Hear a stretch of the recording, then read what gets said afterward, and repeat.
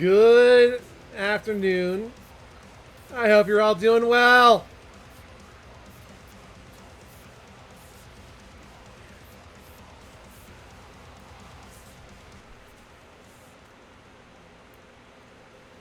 Oh my goodness. Poetry of Cinder from featuring James Dorton of Black Crown Initiate on with two feathers for Mental Health Singer. Oh my god. Hello everybody. I hope you're all doing well. Oh my god. Oh, I swear, I'm looking at the camera right now, and it's like, no, you are looking down at the Displacer Beast that refuses to leave your lap. How are y'all doing today? I hope you're doing well. I hope you had a good week. I know it's been a long, long week for some people. It was for me, but that's what I'm sure. But I am here. We have returned. And it is Friday. I hope you all are having a good one, and that, whatever you have to do is, if not done, close to it as of right now. Oh my god. So, we are playing this beautiful, lovely, friendly game that nothing will ever go wrong in it, called Cooking Companions. Yes, Cooking Companions. Look, occasionally, I just like to relax, chill out, not be running screaming for my life every few seconds in a game. Sometimes I like to just be able to hang out and do something silly. We've done it a few times before, right? Right? Well, I mean, let's go on. I have to reopen the game because it kind of... I don't know. It was doing something weird earlier. I can't exactly be 100% sure what it was doing. Do I have to... I gotta recapture... Oh, nope. There we go. So, we are going with English. Look at them! They're so cute! Oh my goodness. Like, how... I love this game already. It's cute. It's got a lot of energy to it. I'm guessing these are the companions. Like, hello? Hello? How you doing? This is a bop right here. Oh my goodness. Like, I know I brought you in with Poetry of Cinder. Oh, hello. Don't you got a cheeky little smile there? But yeah, this is Cooking Companions. I know Tish played this a while back, and she highly recommended it to me, going so far as to even buy the game for me, which very sweet of her. Hello. I'm sorry, I forgot to say hello to you. But yeah, we are Companions by Dear Dream Studios 2023. So we got that. We got this copyright this year. Oh, hi, hello. You look a little sleepy.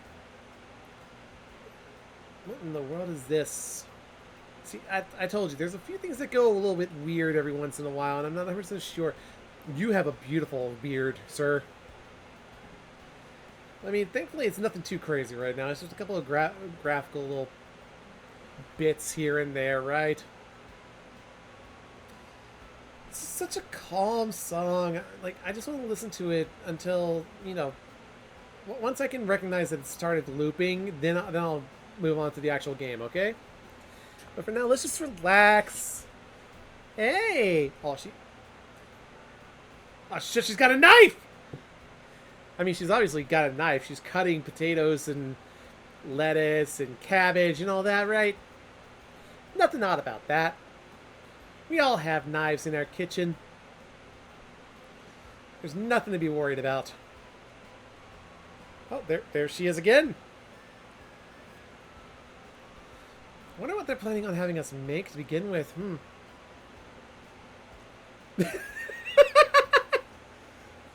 I think she... I haven't seen any... Ah, there we go. There's another companion. I still can't tell where the loop is on this. Like, I'm pretty sure there hasn't been a loop. Oh my god. Sorry, I know this is taking a little bit, but I want to just listen. Hello? I see you and your little knife there. It's gonna be so much fun, you know?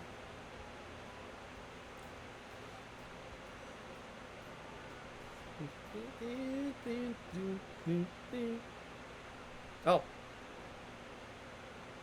What? That was weird. What?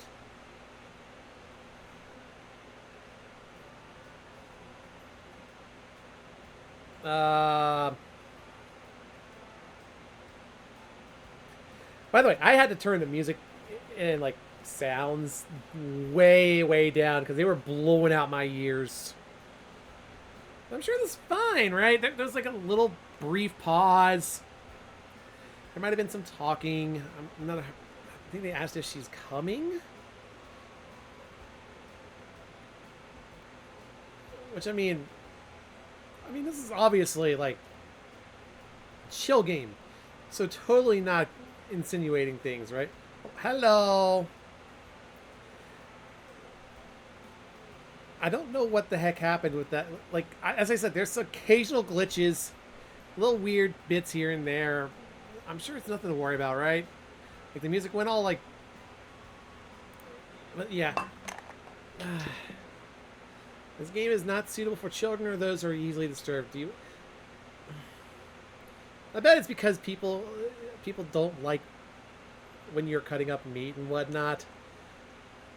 So, yeah. So, okay, I should probably put it like a content warning.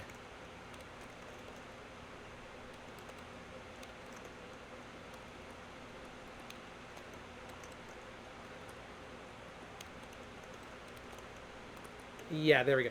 We're gonna put in dicing food as a content warning. Just to be safe. I mean, also, hello, little displacer beast. Once again, you are in my lap, despite the fact that I have told you several times, no. I would like to continue, yes. Oh, they got like a photo of the background, too. That walk was brutal, but this cabin is amazing. Full kitchen, running water, it really has everything. Finally, a place I can read a good book in peace. I can't wait to... I'm sorry, everyone. It must be the dust. Get those allergies under control, Maria. Oh, don't worry, guys. I'm sure with a little elbow grease, we're going to make this cabin shine. So, are you volunteering to clean, Gregor? Nope! Not many supplies here. Guess we'll have to go out to get what we need. Here's a fireplace for making stew, so let's gather some firewood, okay? Leave that to me, little guy! I'll tidy up around the cabin. Need to save Maria from dying to this dust. Hey! Allergies are nothing to joke about, Karin. Karin.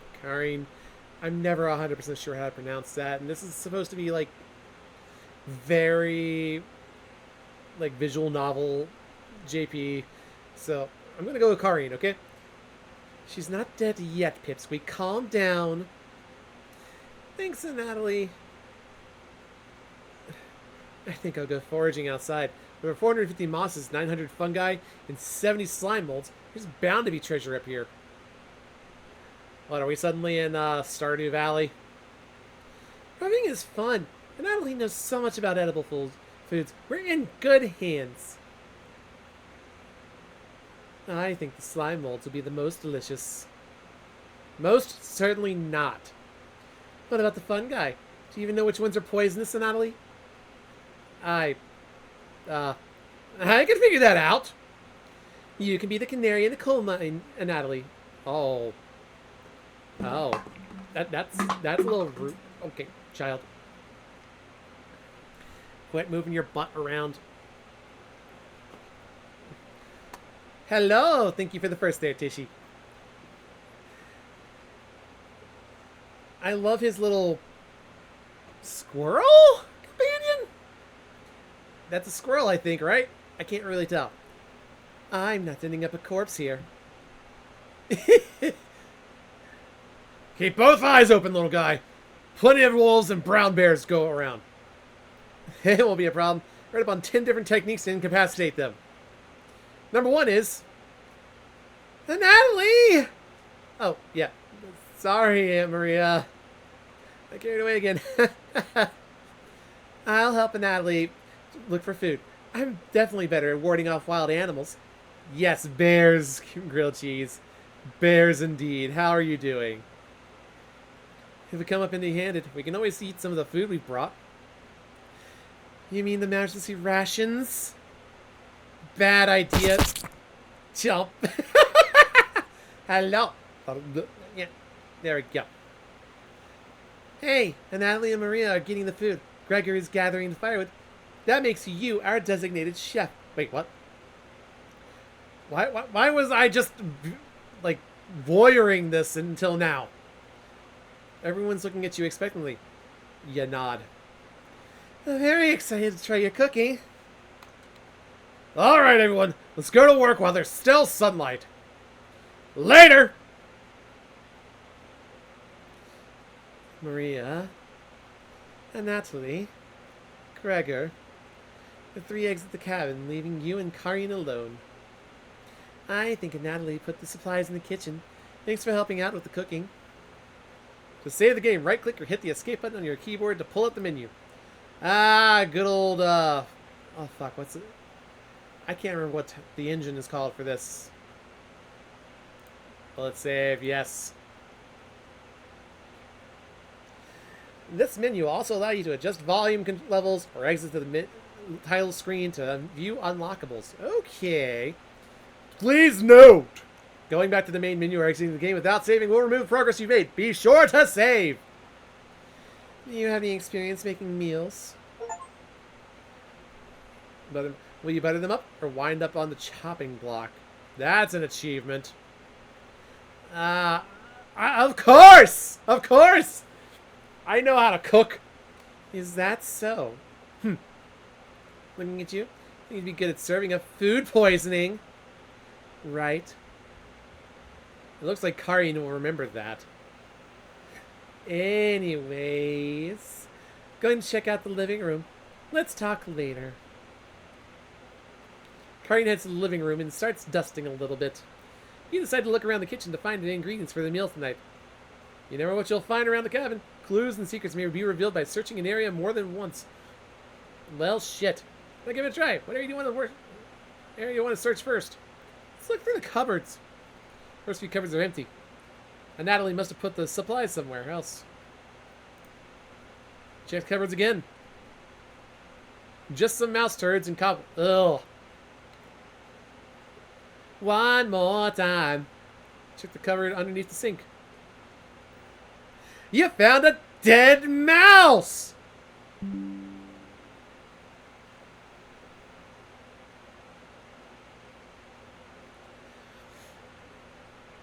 I can't believe we found fucking EDM artist dead mouse in our house! That's amazing! Oh wait, wrong spelling. Okay, it's just a dead mouse. Got it. So in tasting, what we do is pull them out right off the top. It doesn't take much. That's the warmest part right here. I'm going to invert the spoon. This man. Cover all 9,000 taste buds. This man, I love him. Aerate it. Warm it up. Driving up. He teaches you exactly how to enjoy ice cream, to taste it, to understand it. Hello there, Ramble. Thank you for the confetti.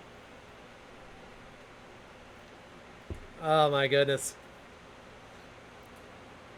So, as a note, I was doing a little bit of recording with Tishy earlier today, and oh, you guys are in for a treat. I want you to know that. Meanwhile, I had to chill out after that game. We're just going to be playing this. I mean, this is a perfectly normal game, right? It's been a great gift to give to Karin. You added a dead mouse to your inventory. I'm still very upset that it's not, you know, international EDM star dead mouse. Can we check the cupboards one more time? You put the...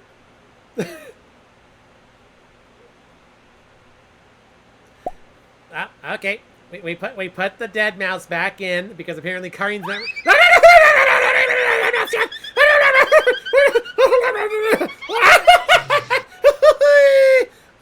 Okay, guys, just gotta pull the pods out. Just gotta pull myself up. There we go. Okay. So apparently that's what we're gonna do with the mouse then. We're gonna hold off on the mouse for now. There's some of the cobwebs back here. Thankfully, no spiders. But what if we look again? Look at the wood logs closer. This is just a pile of Norway spruce! But Norwegians also have some of the best fucking metal. Norway spruce won't burn as hot as logs from an oak tree. These would be useless during a snowfall. You reconsider your views on Norway spruce. It's less dense and won't fill the cabin with heavy smell. The suppliers aren't anywhere near here. Okay, we've already done that. So the drawers now. Yeah, check the drawers on the left. Just some dirty knives. Yeah, check the drawer above the mouse hole. Some kind of mold is growing in this one. Evelyn, is that you? Maybe Karin will find it appetizing? I mean, I guess, maybe, I don't know. One more time. You check the drawer above the wood pile. Le gasp! Something is making it difficult to open. Yeah, pull it open with all your might.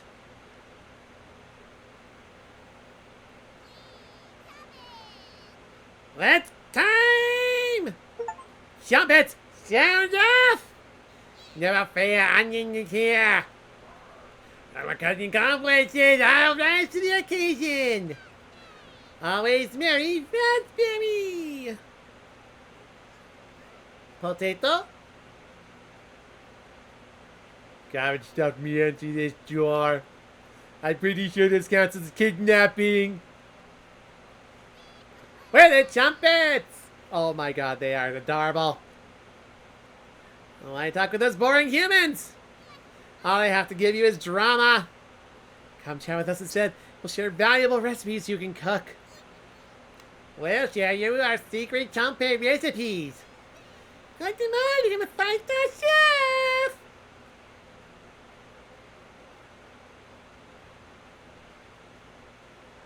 I love Potato. Potato is my new spirit animal. You find unlocked recipes in the main menu under extra. But be sure to save the game. It's down, mate. Here's your first recipe card. Roasted eggplant with sesame and pomegranate. Meat free. You unlocked your first recipe.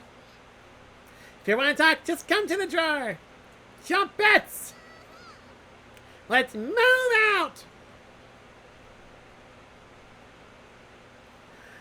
Cabbage rudely slams the door shut, closed. Yeah, I wonder if what you saw was, or what you just saw was real. Or if it was the mushrooms you ate along the way before getting here that finally kicked in. You're slightly worried about what that means for your mental state. I mean, it's fine. Look, Potato is just the friendliest. He just doesn't like talking. Also, he might have been kidnapped, but that's neither here nor there, right? Not only slightly. Hey, did you find the supplies? You shake your head. And naturally lied. You actually put them in the bedroom. Idiot. Here you go. You got the emergency supplies. Yeah. Karin leaves you alone. You start a fire with some of the wood and get to work on cooking dinner. Tonight's entree, a vegetable dough. In a large saucepan over medium heat, you heat some water with potatoes, carrots, and celery in it. Well, this is already sounding amazing. 50 minutes later, you drain the pan and set the vegetables aside. Placing some butter in the saucepan, you melt it over medium heat. Throwing some chopped onions in, you cook it for about 10 minutes. You're caramelizing those onions. You're doing it, buddy! The onions are tender and translucent. Perfect. You next mix in some flour, salt, pepper, and heavy cream into the saucepan, adding the vegetables to the mixture. Look, I'm not a big vegetable person, but this is sounding very good. Hours pass. We're back! More firewood than you'll ever need. They found some wild sorrel. Maybe tomorrow we'll have a bigger bounty. And Natalie's burying the lead. We saw a red deer. Maria spotted it. Yeah, that's great. Anyways, killed 17 spiders today while you were looking at deer. Ah! Yeah, that should come as no surprise. There's over 160 species of spiders here. 160! Don't worry, Maria. I'm sure they're all in the bathroom or something. No. Almost all of them were near the couch. Ah! I was gonna sleep on the couch!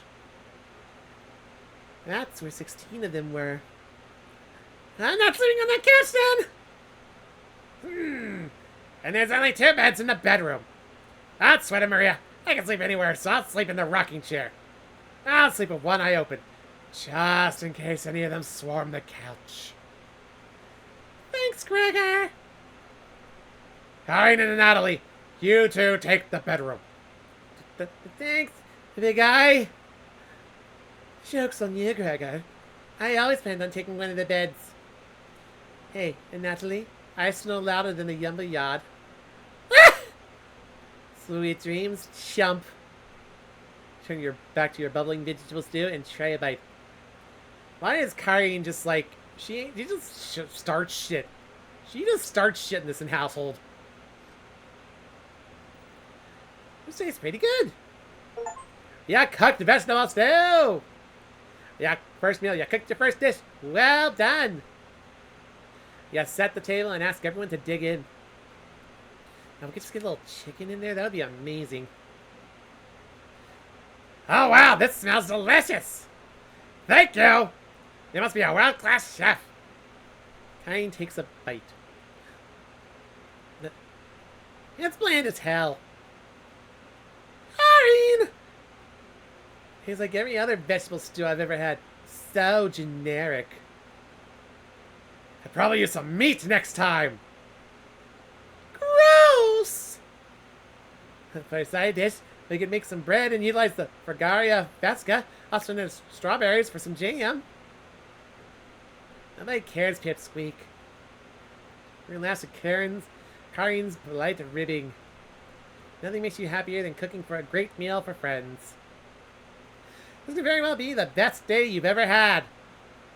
You got a bed stuffed.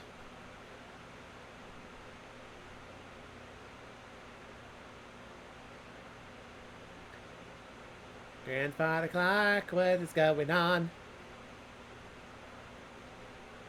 Hey, you up? I'll just sleep. I was so warm last night I didn't even need a blanket.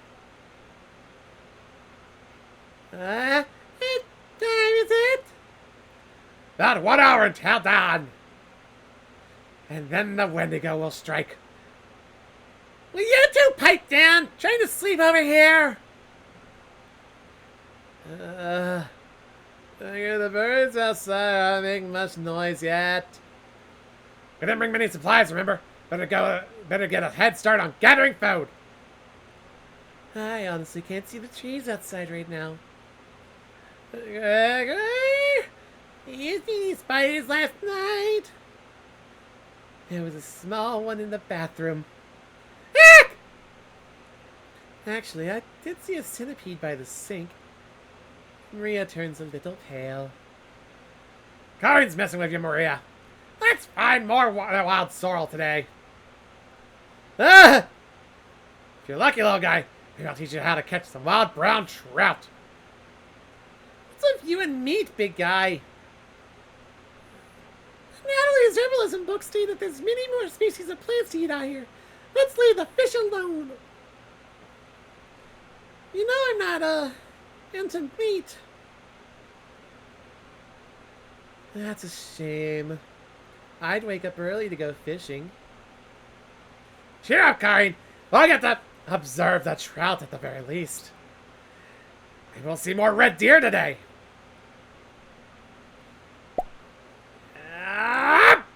There we go. Oh, God. It's hard enough to win voices, but then you have to do it through the slime. Oh, my goodness. That sounds like a waste of time, Gregor. Maybe we'll find some blackthorn berries. Daladar? What? No. Oh, right. That's an actual thing. I love blackthorn berries. We'll be back later. Can you watch our stuff today? You nod. Thank you. Thanks. Don't steal anything, okay? You nod. Maria and Natalie, Gregor, and Karin leave the cabin with a hop to their step. You're alone, but thankfully you have Gerard Chompettes to keep you company. Each day you'll be asked to explore a different part of the cabin. You only get one choice, then the day will end. Choose wisely. What do you want to check out today?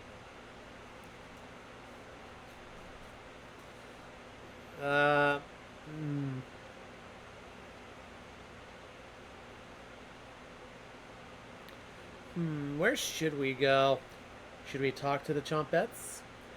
I mean, we can only do one thing this entire day, apparently, and the Chompettes are going to take up a lot of time.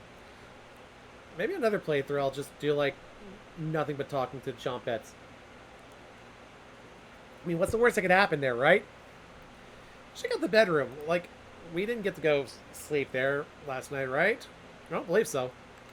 That's interesting. Karin and Natalie kept the room pretty clean. Only one of them made their bed, though. Who still makes their bed? I don't like being called out like this. And by that, I mean I don't make my bed either. I probably should. I really should. But I don't have the time or the energy. Look underneath one of them. You found some extra emergency supplies! Yes! Decide to look through them and start planning your next meal.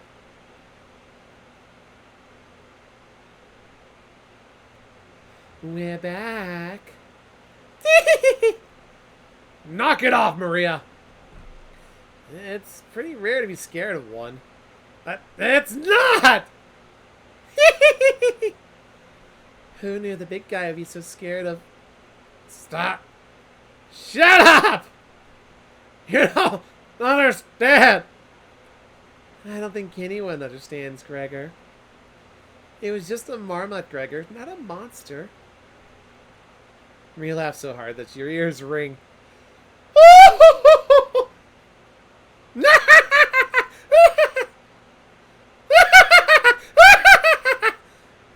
Tears are rolling down Maria's cheeks. She's laughing so hard that she's about to hyperventilate. Stop Maria from hyperventilating? Absolutely not. One less mouth to feed, right? You don't get it! It's pretty personal! Then please explain, big guy. Gregor looks incredibly uncomfortable. Let's leave him alone. We found some raspberries and other berries near the cabin. Quite the selection of berries. We also found more wild sorrel. Is this going to be enough for a good meal? Everyone was looking at you for an answer. You decide to do an inventory of all available ingredients. Takes you a while, but you decide on your specialty. Cabbage rolls. You first bring a large pot of water to boil. Y'all let the cabbage leaves boil for 2 minutes, drain the pot into the sink. In a medium mixing bowl, you combine some cooked rice, onion, and eggs, salt and pepper, along with some tomato sauce. So much stuff I can't eat, but it sounds good. Use your hands to mix thoroughly and decide to wash your hands after it won't come off. Divide the rice mixture evenly between the cabbage leaves. You then roll them up and tie a string around them so they stay in one piece. You place the cabbage rolls on a large skillet over medium heat, pouring the rest of the tomato mixture over the top. Covering it, you bring it to a boil. You reduce the heat to low and let the cabbage rolls simmer for about 40 minutes, being sure to baste it with the liquid.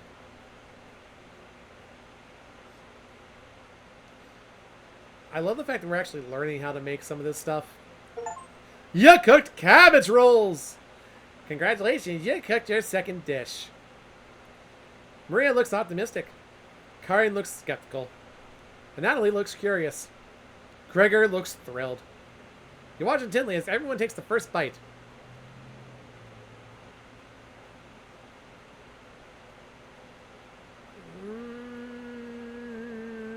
That's pretty darn good. Well, I could eat the whole batch myself. I think the vegetable stew tastes better, but I'm loving how tender the cabbage is. The sauce is pretty red. Did you use fresh tomatoes for it? It really adds to it.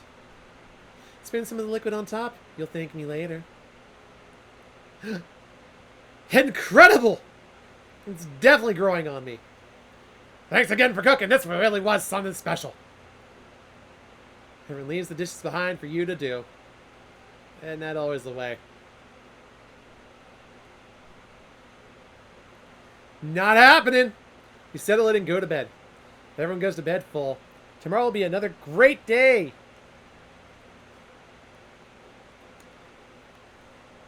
Let's do a little quick save. We don't want to risk our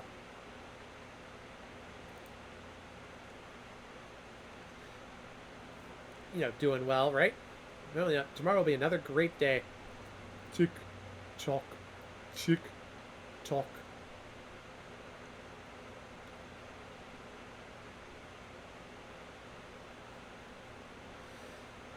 Good morning, everyone!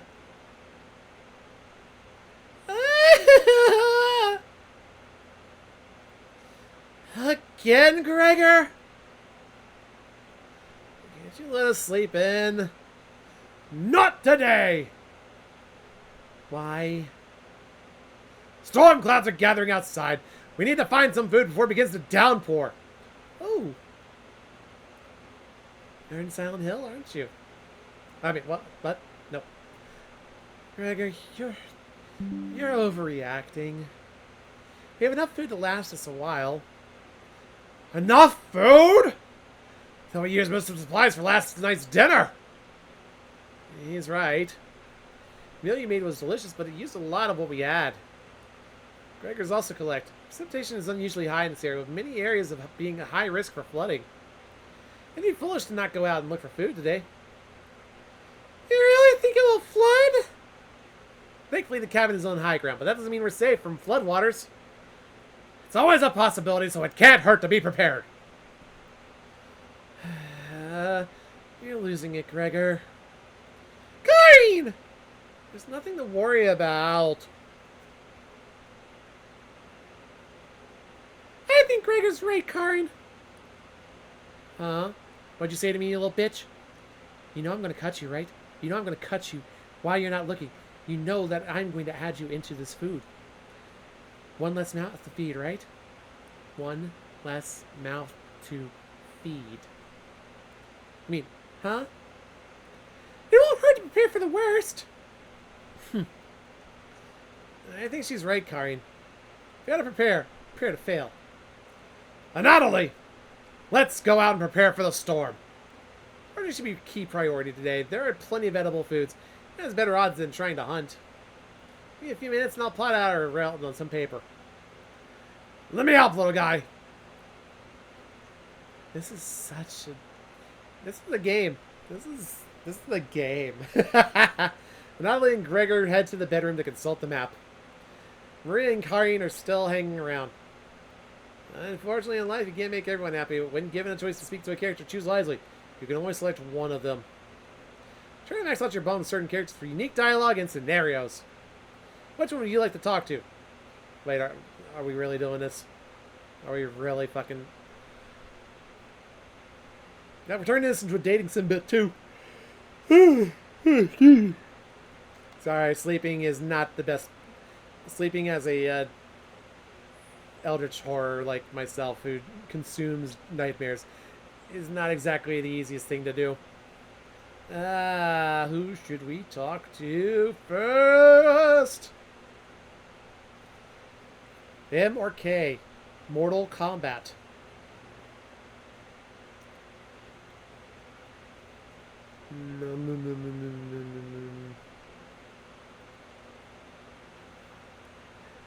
We're gonna roll in chat. Let's see what we get. So odds are Maria. So yep. Maria is paging through some of the books on the bookshelf. You walk over to her. There's some great books here. Which one is your favorite?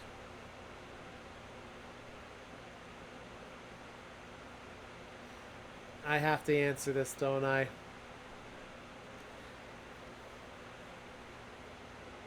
I like the spoopy one there, Maria. I read the entire thing. It wasn't scary at all. Very surface level horror. A cheap imitation of real horror. Ending with a woman screaming? Does that even count as an ending? You tell her it's a prequel to another book. You're kidding, right? I lost all faith in authors. You know Frankenstein, right? I don't mean the 1931 film. I mean the book by Mary Shelley. It started with a boat around the North Pole. It definitely had more to say than the film. Or this book. Maria's judging your choice harshly. You're pretty sure she'll remember that. Gregor and Natalie come back from their meeting. Gregor is blushing slightly. By the way, I apologize. I just decided to give her the most obnoxious voice possible. I don't know why. She comes off like that.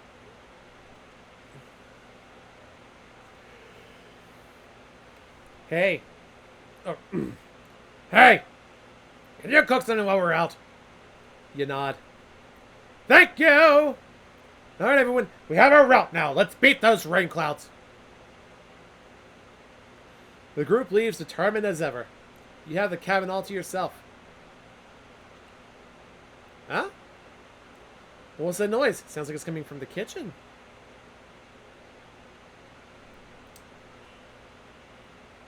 Huh? Radio? What's going on with that radio? You didn't even notice it on the ground when you walked in. Somebody leave this radio here? It looks newer than anything you've seen before. It seems to be broken, though. You better hold on to this. You got the strange radio! Before you cook dinner, what should you check out? So, you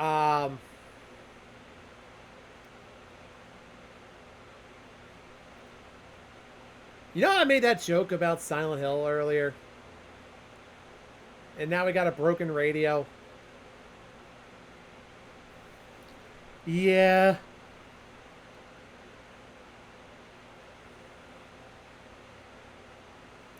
So check out the bedroom. I know we can get more things if we keep checking the same place. At the same time, I'm...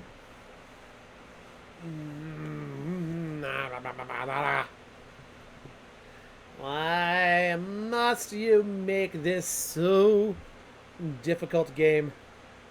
Why must I make choices? Why can't you just lead me by my hand? Tell me what you want from me, game. I mean, we missed out on the kitchen. Like, we've been in there. We've been in the bedroom. Let's look around the bathroom. You remember an old tale about a child who said a killer's name 3 times into a mirror.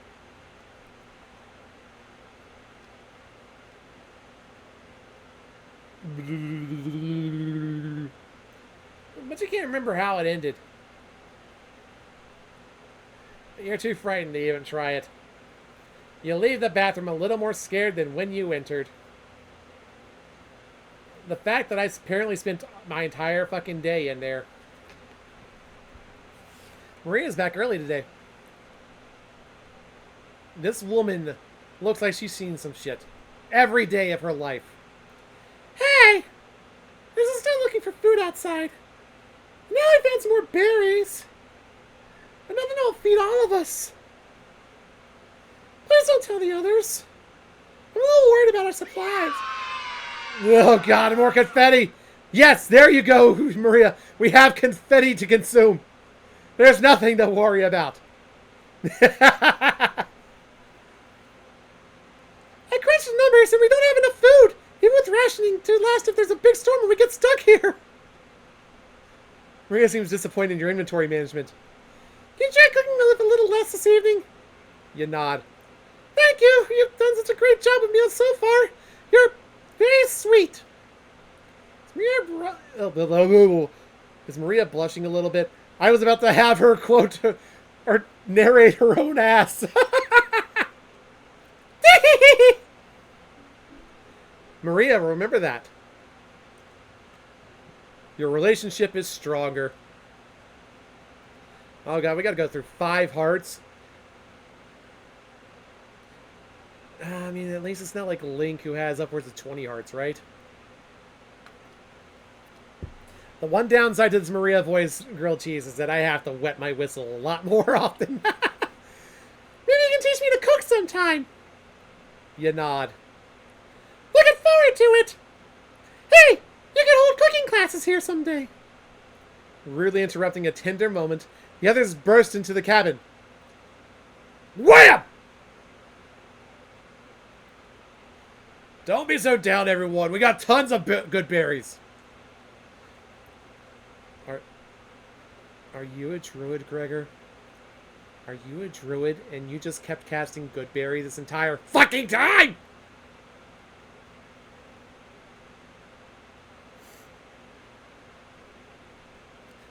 Just jam is so bland without any sugar. Do you have any sugar? You shake your head sadly. Yikes. Turn that frown upside down, Karin. Who knows what tomorrow will bring? I'm not smiling for you, Gregor. Eek! You missed out. The sunset was really tremendous on our way back. Hues of orange, red, even a little purple poking out. Red sky at night, sailor's delight. Red sky in the morning, sailors take warning. So we can expect the sailors delight tomorrow. That's awesome! You're such an optimist, big guy. You must have walked a few miles today. Gorgeous sights. You can see snow on the tips of the mountains. And that rumble sounded like a dying calf. You look from person to person, trying to determine who it was. It was definitely Maria. Maria? I'd recognize that sound from anywhere. Gah! Guilty! Maria looks embarrassed, but the group laughs at her honesty. Except for you. You search your mind for something to say, but all you can think of is an old riddle. Those who have it do not want it. Those who have it least succeed. Those who have it for too long perish. When you feed it, it gets smaller. What am I?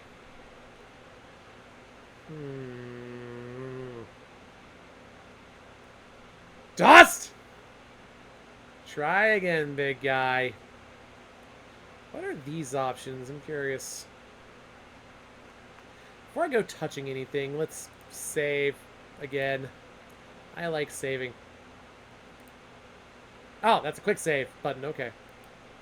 And that's a quick load. Okay. I'm just going to fast forward and just play. Then these are our options. Okay. I understand the mechanics now. Everyone's pondering the answer. Maria's face lights up. I got it! Is it hunger? Correct. Yeah, I was gonna guess that.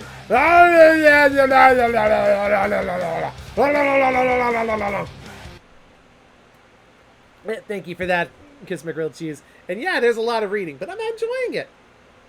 I don't get to do voices as often as I would like. I'm working on getting the totally legitimate systems up and working again.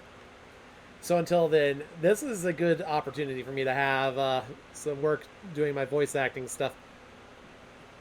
Yeah, I was going to guess that. So, what's on the menu tonight, Chef? Bread and jam. You crush the berries in your small mortar and pestle, spreading it on some crusty bread. You cooked raspberry jam and bread. The bread's a little tough. Gregor, don't look a gift horse in the mouth. This homemade jam is to die for. Sorry. No, you're right, Gregor. This bread stinks. Maria. Everybody laughs. You're not sure this can be called a meal. But they got the job done. Everyone thanks you for dinner and heads off to sleep. You go to bed wishing you had more. You have a strange dream. Something is riding on your back, and it's becoming a nuisance. You try to see it in the mirror, but you can't get a good look at it. You try almost everything, but it won't get off. The pain between your shoulder blades is getting worse by the minute. You wander away from the cabin, stumbling by the river to soak your pain in cool water. You didn't want things to come to this, but you exhausted all their options. You swim out to the middle. Rocks on the bottom cut your feet. You slip and fall to your knees. You lean back, trying to submerge the thing under the waters. It won't drown. It won't drown. It won't drown. You splash frantically, plunging your head beneath the water. The current takes you downstream. You try swimming to the shore, but it's no use. Water fills your mouth and nostrils. After a minute, you stop struggling against the current. As you gaze up at the sky, you feel it leaving your back, drifting into the sky as you sink to the bottom. You take your last gasp. You see what was on your back staring into your eyes. You don't even have the air in your lungs to scream. You wake in a cold sweat. Hi!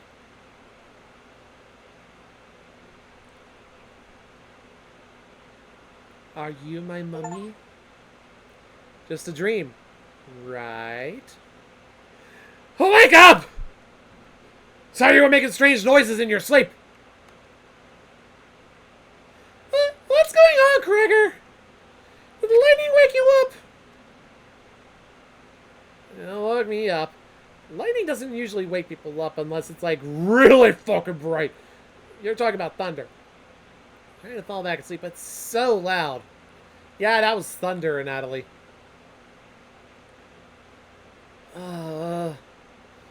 Let's just get back to sleep and talk about this in the morning. Everyone nods in agreement and gets back to bed.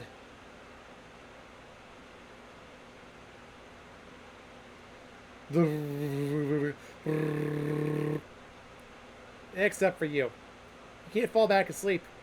You still have goosebumps from the nightmare.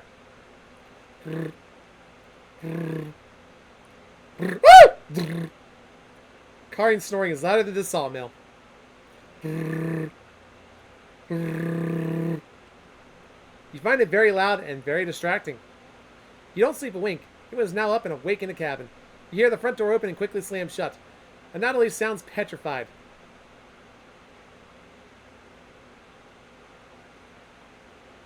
I looked out the door, and we're completely surrounded by floodwaters.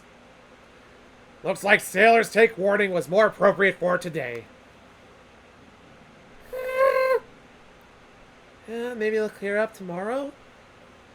You can't steal big guy's optimism, Karin. Why the hell not? That's all he has going for him. Ick! He's also he's good at chopping wood, though. Knock it off, you two. Maria, I think it'll clear up tomorrow. I give it a 27% chance of it clearing up tomorrow. Based on what? I was born stiff, so I read a book on local participants. Word hurt.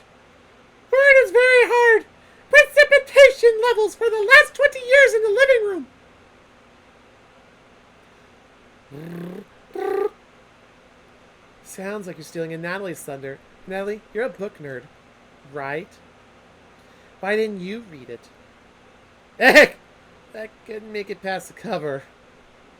Is that right? Yes? That bookshelf has some great books on arts and crafting and natural sciences. Why let them sit there gathering dust? How did you arrive at 27% chance of it clearing up tomorrow? It's easy! Take the time of year, multiply it by a factor of... Maria begins to explain the meteorology to you.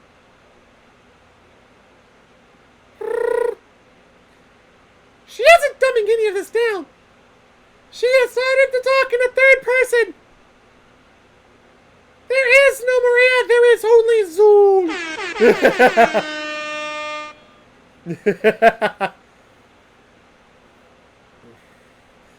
It's similar to I minus U X UI minus UUN equals 0 where... So the first thing you need to understand... Minutes of explanation feel like hours. You look over at Natalie. He's listening intently to Maria. So intently he hasn't blinked yet. You can see his eyes drying up. A tear rolls down one of his cheeks. This is brutal to watch. Maria finally wraps up her lecture. She ends with a bow.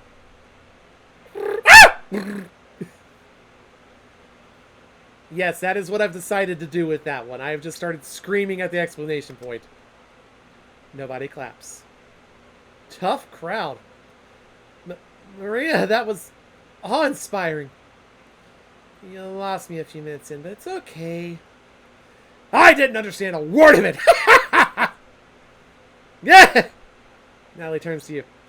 Anyway, there's no telling how long this will last. We can't leave the cabin until these floodwaters stop. Our food situation is a little tight, but I know you'll make the right decisions. I believe in you!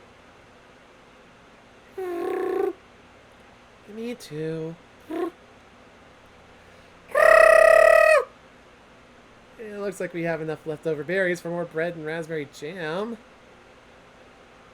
I'll pass on the jam. Just give me some more crusty bread. Everyone laughs. Except for you. With everyone strained in the cabin, you need to keep everyone fed and happy. Sneak out of the kitchen while everyone's still talking. Get out some crusty bread and get to work making some more jam. At the kitchen to yourself, you decide to check in on the chompettes. Hello! Don't worry, as leader of the chompettes, I'll make sure none of the humans know about us. That one guy was treating me like an apple, so definitely don't tell him about us. Haha! Are your plans going awry? Okay, I guess his voice is more... Ha ha ha. I guess are your plans going awry? Got another cornbread classic for you. Did you hear about the bread maker's bakery burning down? No? Her business is now toast. Ha ha ha.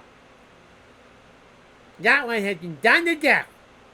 You know how raspberry and milk were introduced? You tell her no. Raspberry milkshake! Just a little bit. Although potato is absolutely my spirit animal right now. You let out an audible groan. Ha ha ha! The cornbread teach you that one. Nope! Wasted an entire day thinking about that terrible pun. It was well worth the time and effort, Raspberry. Maybe I'll get in the raps. Maybe I'll win the annual Chompette comedy competition this year. Of course! Now that I'm here... I won't choke on stage this year. Isn't that every year, Bread? We still talk about that closing line, Bread. You're going to do great this year. Anyways, don't even think of eating us if you're hungry. Jump heads stick together through thick and thin. Rain or shine. Feast or famine. Hey, I swear to God, repeat the line or we're locking you up again. Life or death. That's right. Shuppets! Move out! The Chompettes somehow managed to close the door on themselves. You bring the crusty bread and jam into the living room.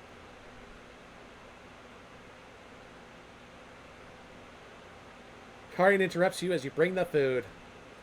Took you long enough. Karin looks at 2 slices of bread left in the mason jar of raspberry jam. There's mold on these last 2 slices of bread.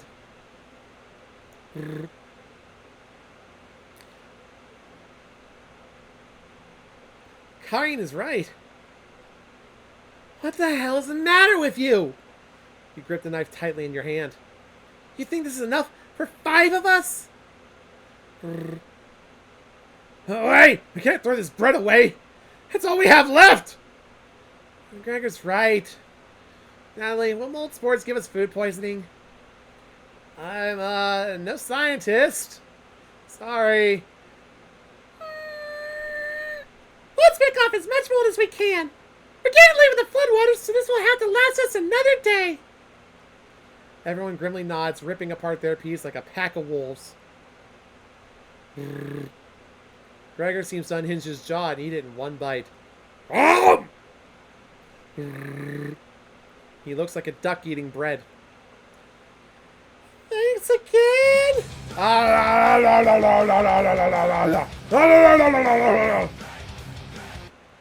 Thank you for another drink there, Tishy. This is working the vocal cords in a way I haven't done in a while.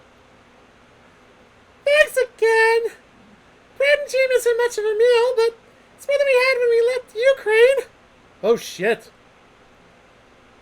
Well, you have rainwater outside, so at least we won't die of dehydration. After the storm is over, no, I should leave the cabin. Should clear up if we just give it a chance. And Natalie, where are you getting that information from? One of the bookshelves on the books on the bookshelf about the climate here? You're illiterate, so that is definitely a lie. Ah! I've seen him reading. Little guy's been studying. I'm serious. He pretends to read those books because he wants us to think that he's smart, but I can tell he's just staring at the page, faking it. What do you think?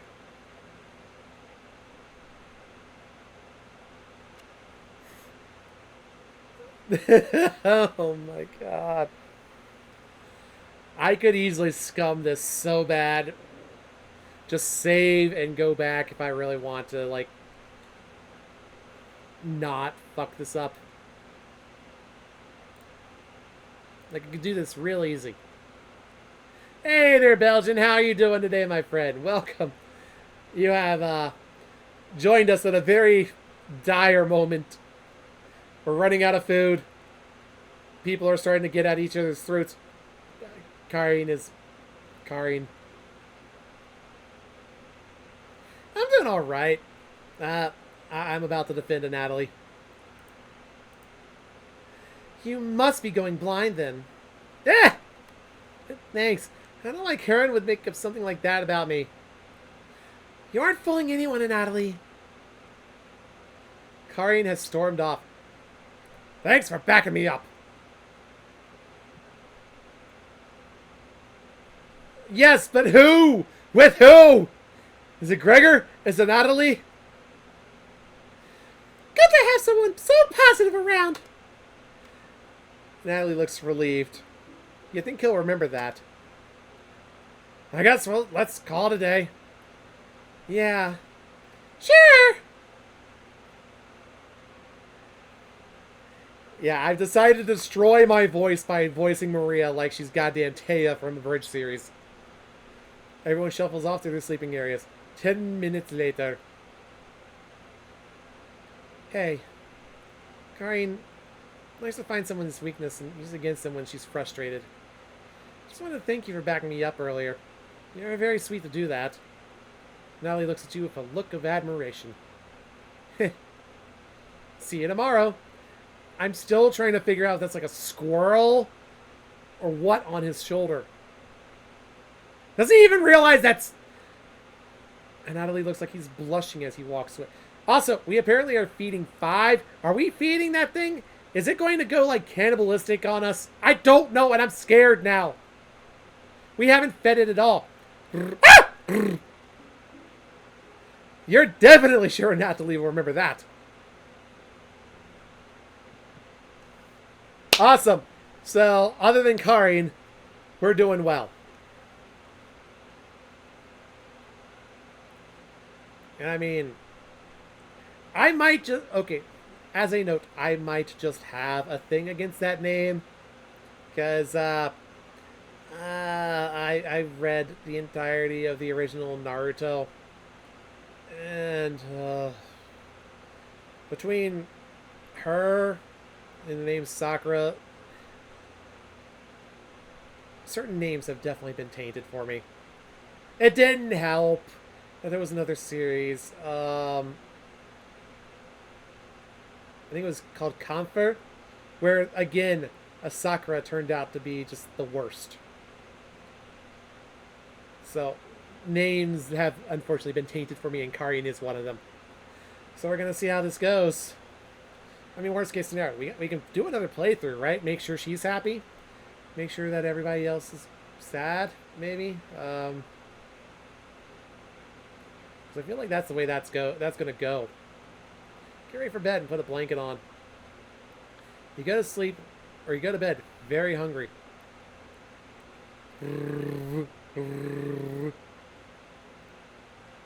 Therefore, you don't dream the entire night, but you sleep through everyone waking up. Wake up! And that's how fast a deer could run if startled! Whoa! Incredible. Impressive. I wish we had a deer here. I'm doing my best here, Belgian. So long as it's entertaining you guys, that's all that matters to me. With the food getting lower, let's just skip today's meal. Just... No! It's only for one day. The various cultures and religions have practiced fasting throughout history. That doesn't make us feel any better, Natalie. What options do we have? Our food wasn't rationed properly. And Natalie leaves, mumbling to himself. So passive-aggressive of him. Everyone goes to a separate area. Karin in the bedroom, Gregor in the living room, Maria in the kitchen, and Natalie in the bathroom. Who do you want to speak to? We're gonna destroy my vocal cords. We're going to Broly this shit and destroy my vocal cords because we're gonna talk with Maria. Ah! Oh! Ah! Didn't hear you coming. I wasn't planning on killing everybody. No, not at all. I was just double checking if there's any food we might have missed. Well, I couldn't get the drawer open. So give it a try. You nod. Great! While you go do that, I'm going to go get some more reading done. You think Maria will remember that? Later!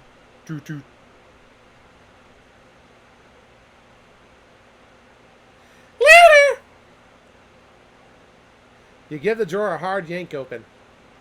Oh god, I gotta do these guys again. Hello? Is the thunderstorm keeping you up at night? You just need to roll with it. Raspberry whispers so quietly you lean over to listen to her. I need to talk soon. Please listen to me when the time comes. Anyways!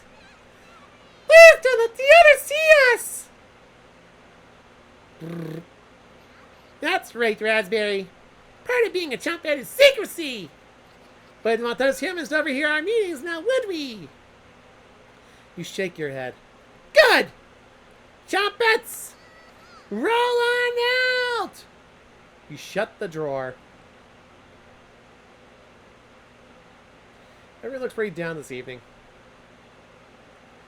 Maria is just haunted by her past at this point. What's the stop with... What's the stop with just rain? Rain and stuff! Oh my god, I can't... You're all doing great. We must be almost at the end of this nightmare. I'm so hungry. Me too! You are too. Wish everyone a good night and get ready for bed.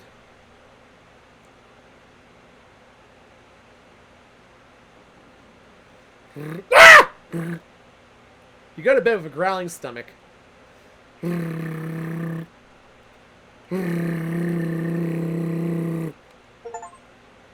Wake up! I said, wake up! Go on and put on a little makeup!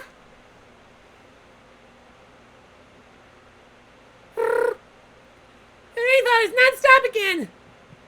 Do you have anything to do with this? Do you have anything to do with this? You don't answer her question. Just always thinking with your stomach, right? You should reconsider. I'd see what little humanity you have left. At least I tried.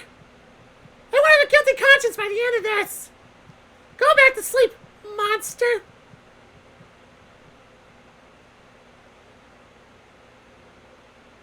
You usually forget about Raspberry's conversation. You have a strange dream. A boy is yelling at you in the kitchen. You keep yelling at him to lie down on the tray. But he keeps shaking his head, calling you names. So you do it. You lie down on the tray and make your body as flat as a board. You show him how it's done. His anger turns to courage. And he pushes you into the oven. The stench of burning hair fills your lungs. You see him sneering back at you. You wake up in a cold sweat. All right, Hansel. I see how it is.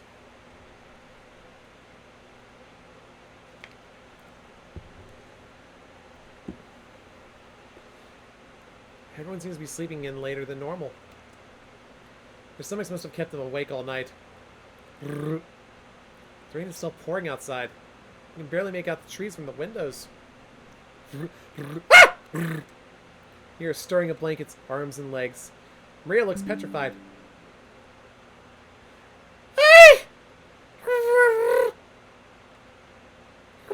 Couldn't sleep! And Natalie has bags under his eyes. This storm is too loud. Karin looks out of it. The cabin was creaking so much last night. It sounded alive. Gregor looks a little gaunt. I got a good look out the window.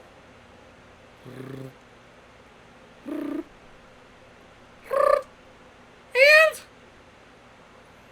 Couldn't say anything due to the rain! A great observation, Gregor. I was so hungry last night. I kept pacing around my bed. Karin turns to you. When is this going to end? I checked outside the door again. Floodwaters keep rising. Fortunately, we're going to need to stay put unless one of us wants to drown in rainwater. As soon as the weather lets up, we'll be able to scavenge for supplies. How close is the nearest town? I don't know. Didn't you have a map on you? I think I dropped it while we were running after Gregor. Sure, it'll show up eventually. Maria and Natalie go white as a sheet. How are we going to find our way back now? Well, I have to ride out the storm. Maria looks at you. We're down to our last slice of bread. I don't know how much longer we can put off eating. The group stares at you. I'll clear it up in no. It'll clear up in no time. Maybe you're right. Group looks worried. They'll gravitate to an area. You can tell Greg is putting on fake optimism and Maria is having trouble. Which one do you want to speak with today? Maria, Maria.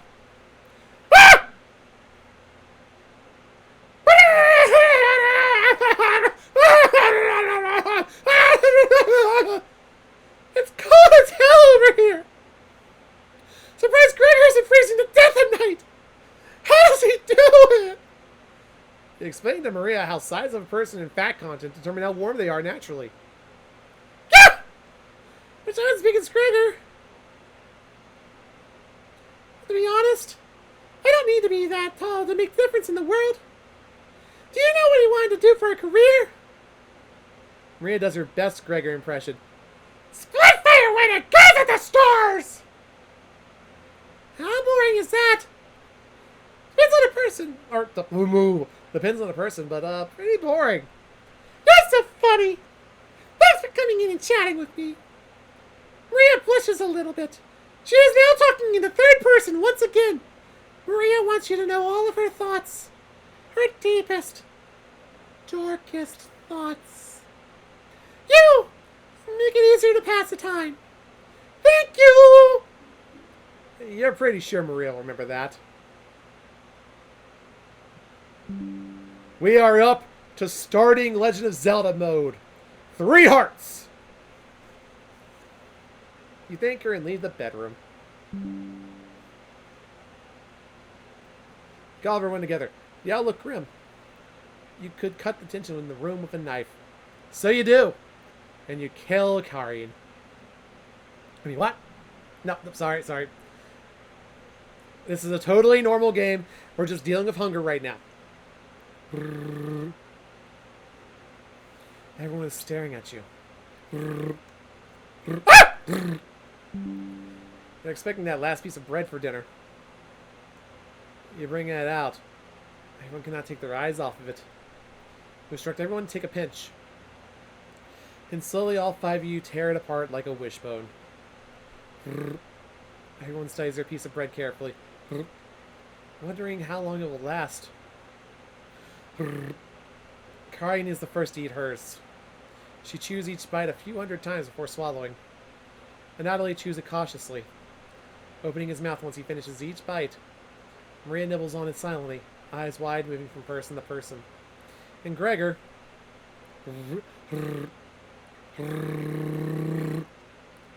Gregor just pops it in his mouth like a cherry. It was gone in an instant.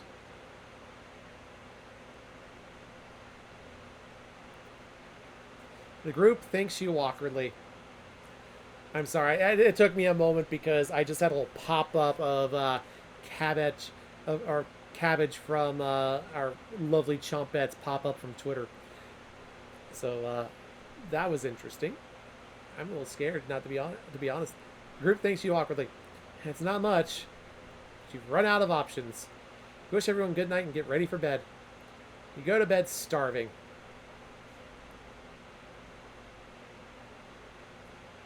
One more day. We're gonna live it.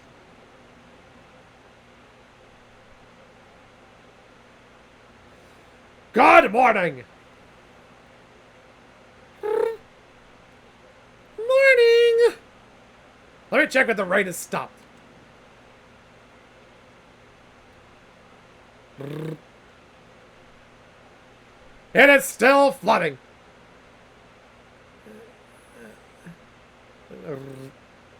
What are we going to do? Humans can live about 2 to 3 weeks without food. Water isn't a concern.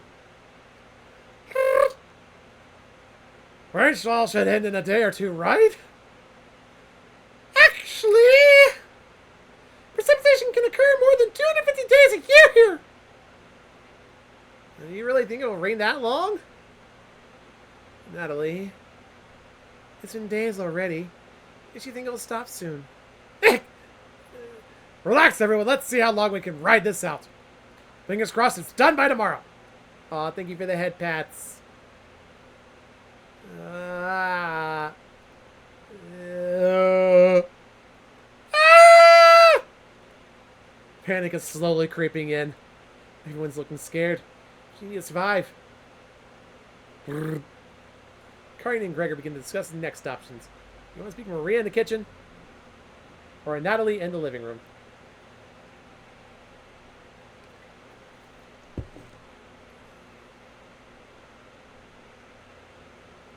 Think instead about everything you've done wrong and how you've doomed everyone. I'm not much of one for self-reflection right now. I'm going to talk to Maria.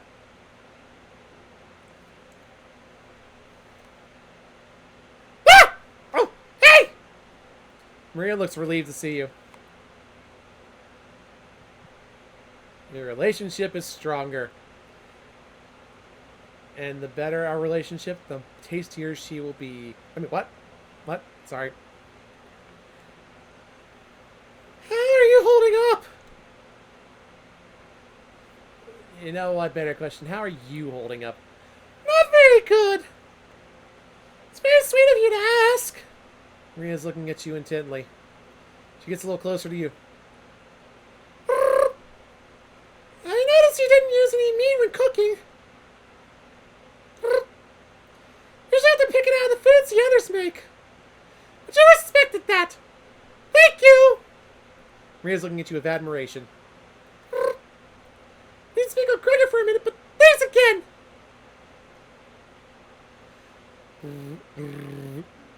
You're definitely sure Maria will remember that. Whoa! Well, that,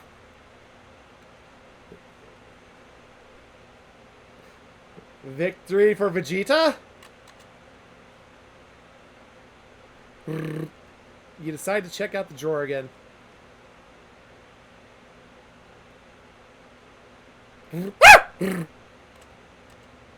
Yes, Potato, where the others are. They'll be back. They wanted to explore the labyrinth of tunnels around the cabin. Surely you've seen the mouse holes, right? They connect all over the cabin. Must have been some mouse that created them. Or something worse. Anyways, I'm not going to sugarcoat this. Things are going to get worse from here on out. You have a feeling Potato is telling the truth. You realize some drool is leaking out of your mouth. Disgusting. Don't even try to eat me. You'd just get deathly sick if you tried. And from the look of you, you need to retain all the water you can. From rationing to cooking, you failed every common sense measure for basic survival this week. You knew something like this would happen, right? Never mind. With floodwaters rising and no food now, I think it'd be a great time to go over the fundamentals of starvation with you. When experiencing starvation, there are 4 factors that will determine if you live or die. Age, height, weight, and your degree of activity or inactivity. You've been especially lazy, so I think you'll survive a little longer than the others. The Harris-Benedict equation can help you figure out how many calories you need to simply maintain your current weight. The equation produces a number called the basal metabolic rate, or BMR. Stay with me here. BMR equals 655 plus 4.35 times weight in pounds plus 4.7 plus times height in inches minus 4.7 times age in years. Got it? For fun, let's try it out on someone here. Maria. Using Harris-Benedict, she looks like she's 120 pounds. About 5 feet, 5 inches tall. About 20 years old. Crunching the numbers, I think she'd need about 1,388 calories daily.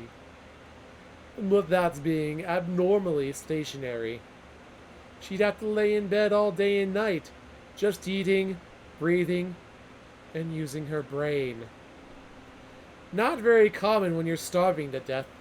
People tend to get up more. If she was being very active, let's say swimming through floodwaters, we'd need to multiply that 1388 calories by 1.9. So now she needs 2,638 calories per day. That's quite the difference, especially if you didn't ration the food properly. Which you didn't. I guess that wraps up our first survival lesson. Hopefully we'll never have to speak again. Okay? You shut the drawer going over the numbers again.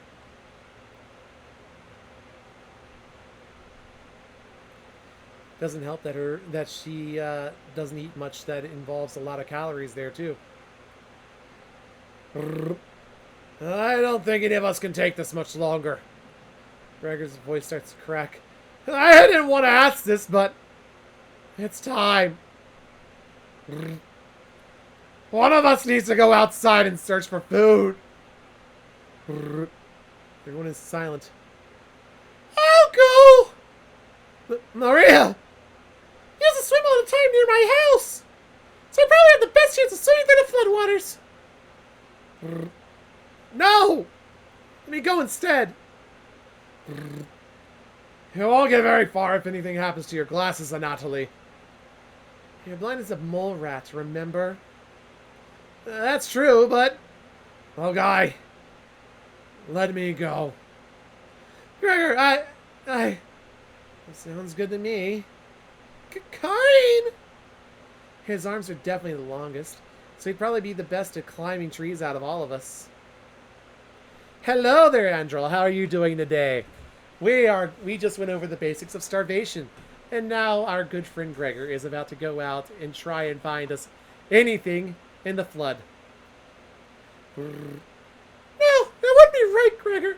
Let me go instead. I get that none of these options are good ones, but we need to find food or help. Gregor grabs a branch from the woodpile.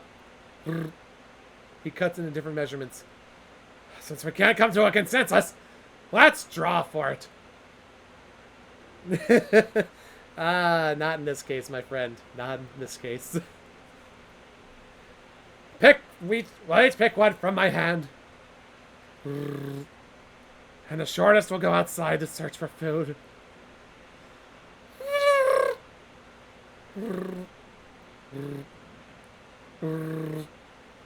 You're not worried about drawing.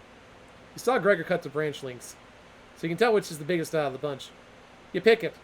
You watch the others intently. Oh wow, I'm a dick. Will it be Gregor? Anatoly? Karin? Will it be It looks like I've got the shortest. Maria. Maria! It's okay.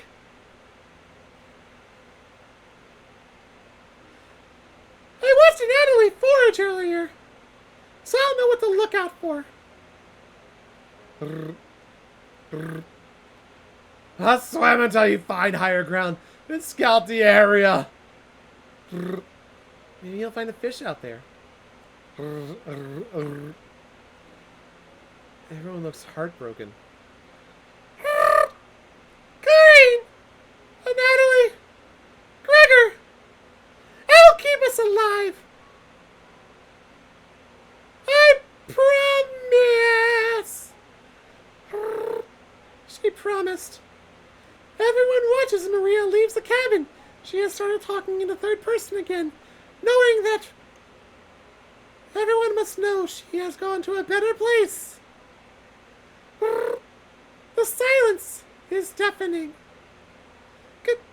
Goodbye! The door shuts behind her. You can faintly hear her yell about how cold the water is. And then silence. Maria has left the cabin! Oh my god, let me give it a moment. Oh god. Oh, what the fuck is going on with my neck? No, no, stop that. Stop that. Ugh. That was weird. Oh, fuck! What the hell? What the hell was going on with my neck there? Maria's spirit from the beyond was trying to kill me. Oh my god. Let's give it a moment. Let's just... We miss you, Maria. But it had to be done, right?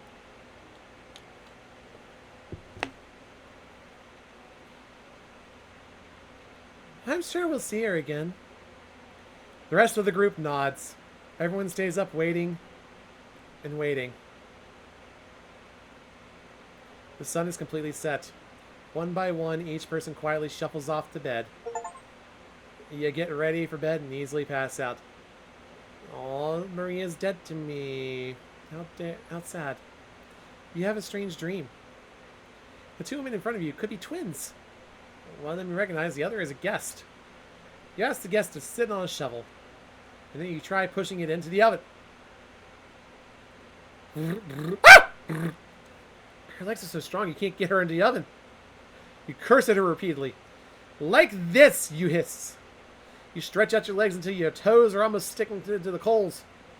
You feel four hands on your shoulders, and both of them push you in. Very familiar smell of smoke and burning hair cause you to throw up on the embers. Hansel and Gretel. You can't let it end like this. You rip the metal door off the oven, tearing through the wood logs of the cabin. Screaming, you chase the two through the woods. Your burns chill with the wind. The guest looks behind her and her eyes widen when she sees you. She's terrified. Your fury rips trees out by the roots, soil from the ground, rocks from their pits. You've never been this angry in your entire life. Your stamina can't last forever. You're gaining on them. As you trample through a field of wheat, the guest throws a piece of cloth behind her. You catch the glint of it in the sun. Golden. As if by magic, the earth splits in front of you, creating a chasm of fire below. You fall into the pit, screaming as your eyes begin to sizzle from the heat. Hellfire fills your lungs. You're unable to scream anymore. You wake in a cold sweat.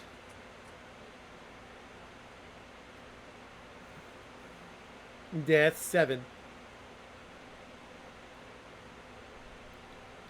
This is getting intense.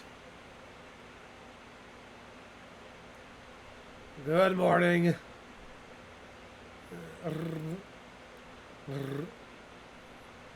Do you think she made it to higher ground?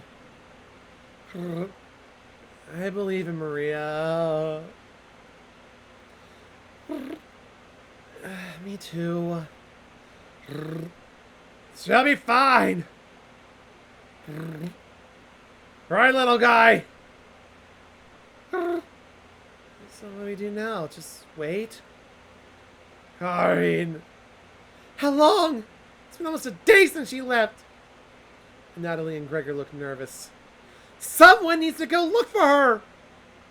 You need to wait, Karin. Wait for what? This town is miles and miles away.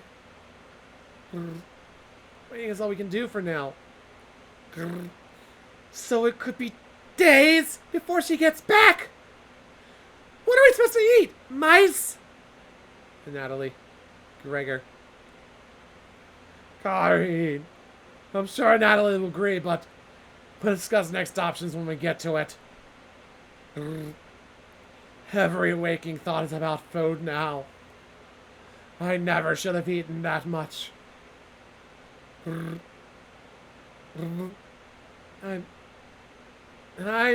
Karin's hands are involuntarily shaking.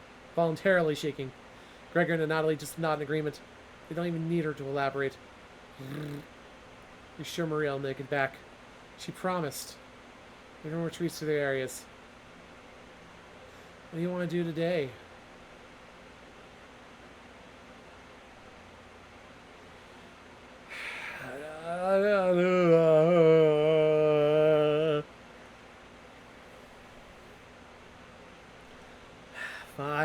We'll talk to Karin.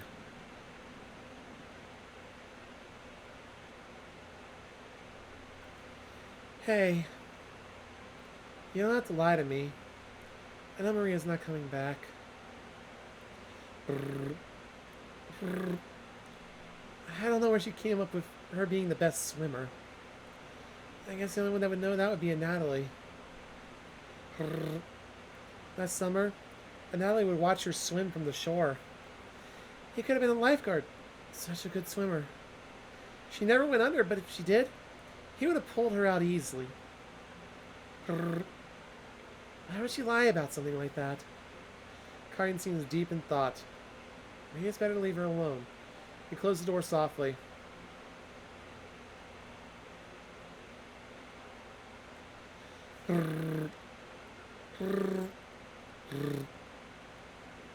I can't stop thinking about that vegetable still.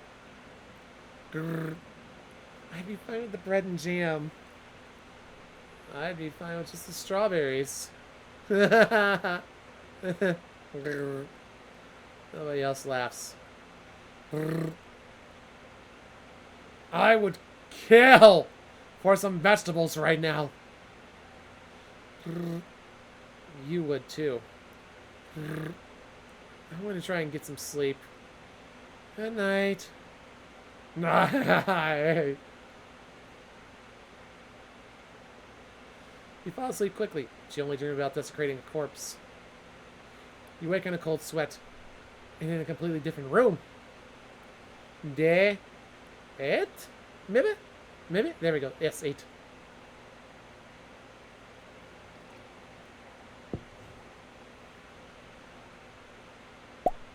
Oh, okay, we're doing this. Hello, Rainbow. Good morning.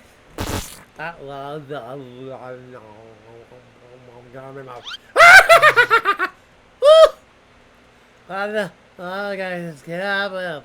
Pull out the pods and there we go. Okay, there you go. So, good morning.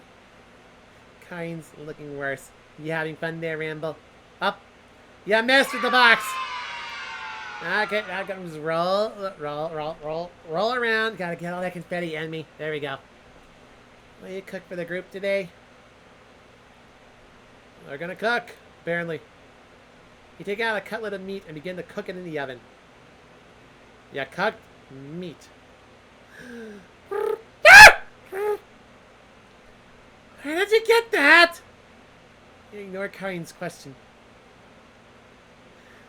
What's that smell? Gregor finally gets off the couch. Where did you? And the three are looking at you, salivating. You take the charred meat out of the oven, cutting it into small cutlets. They immediately grab some off the plate, chewing ferociously. You take a piece and immediately devour it.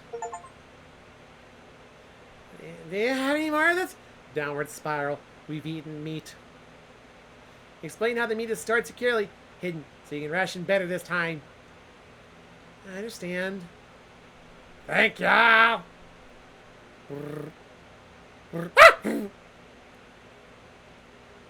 Natalie runs to the bathroom, puking in the toilet. You can hear him sobbing for a few minutes.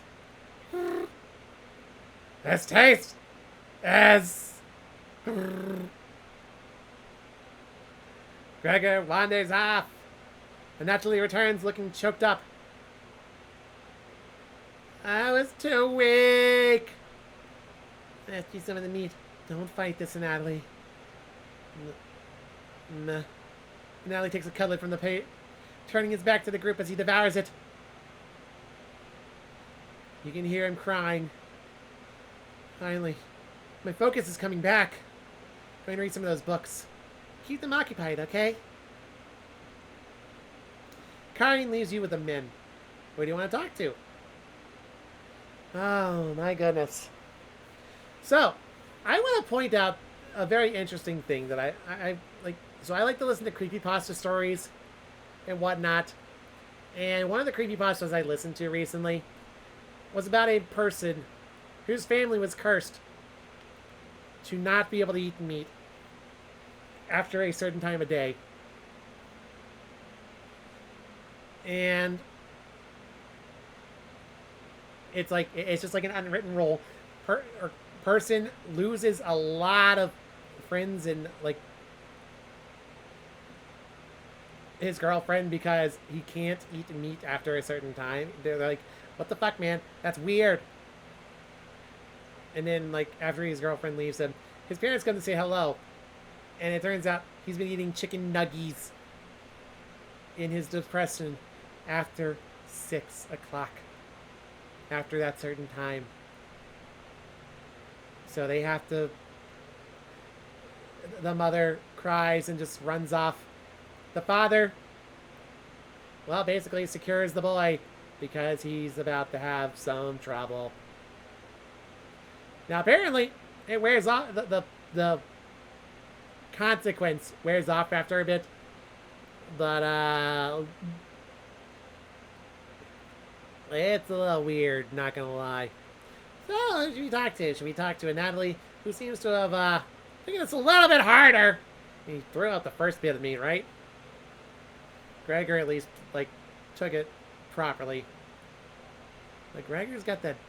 He's got that bear bod, not gonna lie. Let's speak to a Natalie.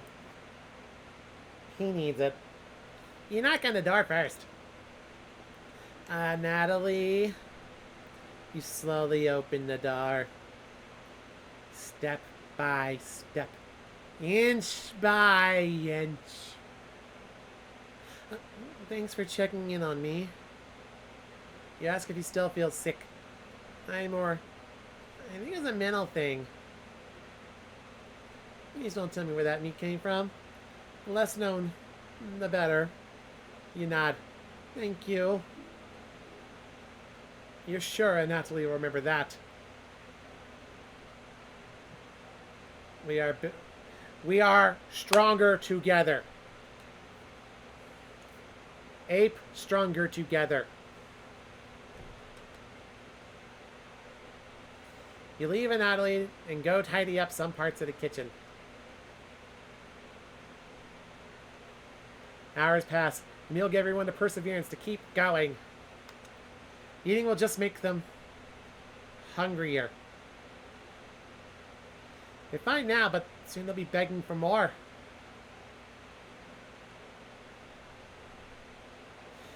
You've waited long enough. What's for dinner? He calmly explained that she wants to ration the meat better this time, and there will be no dinner. Fine. I understand. I guess I'd rather eat tomorrow than more today. No arguments? Perfect. Everyone decides to call it an early night. You fall asleep instantly tonight. You have a strange dream. You're having dinner with a blacksmith. But he's not touching his food. Ah, so that's where the blacksmith was this entire time. The only light in the room comes from the oven. He clears his throat, stroking his beard. Ah, yes. I can forge anything, he says. Your eye has been giving you issues lately, so you reply, forge me a new eye, then. You laugh, but then the ropes come out. He ties you to your chair with a long rope to prevent you from struggling. You rip the rope apart without even trying, so the blacksmith uses a thicker rope. No turning back now. He takes a hot poker out of the coals, holding it in front of his face. You can see his beard and eyes watching you. He slowly brings back the poker, aiming carefully for your eye, before plunging it through your skull with a sickening crunch. The blow throws you backwards a few feet. You're unable to break the ropes. You vomit all over your chest. The smell of your own decimated eye floods your nostrils. The blacksmith stands over you, spitting on your body. You wake up in a cold sweat. There's the blacksmith!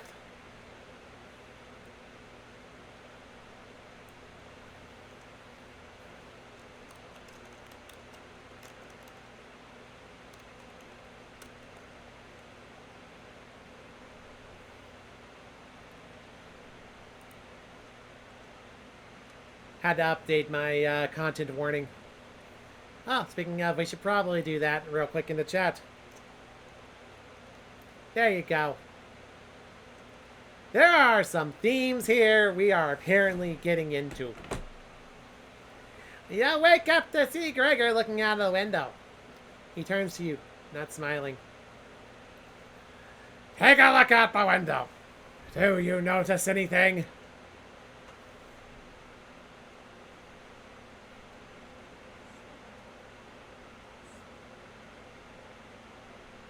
You what now? I heard that. The floodwaters recede a little bit, but everyone is still bound to the cabin. The trail used to be completely visible. It's gone now. Good morning, big guy.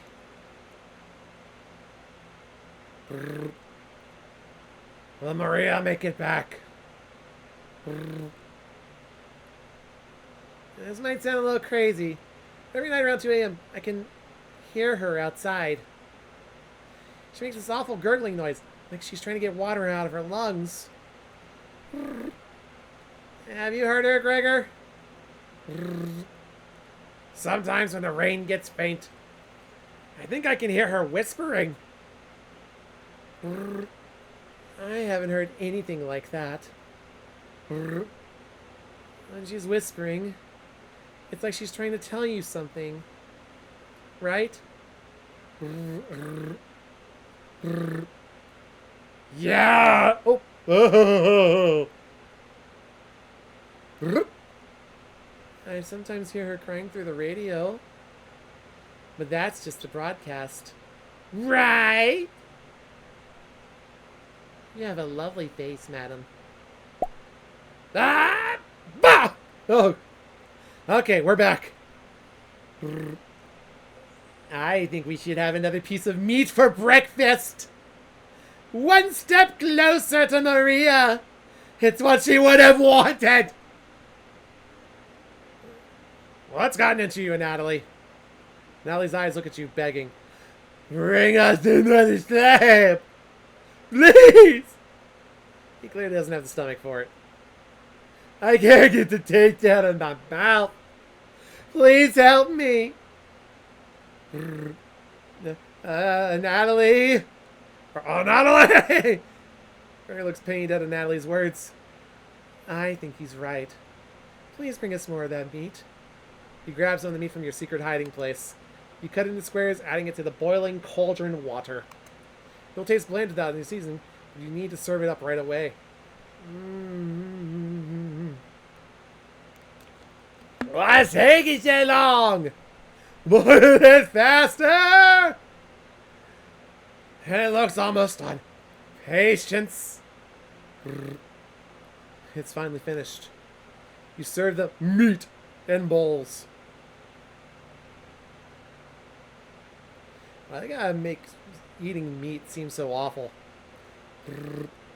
Gregor drinks the broth before swallowing the chunks whole, like a duck does when eating bread.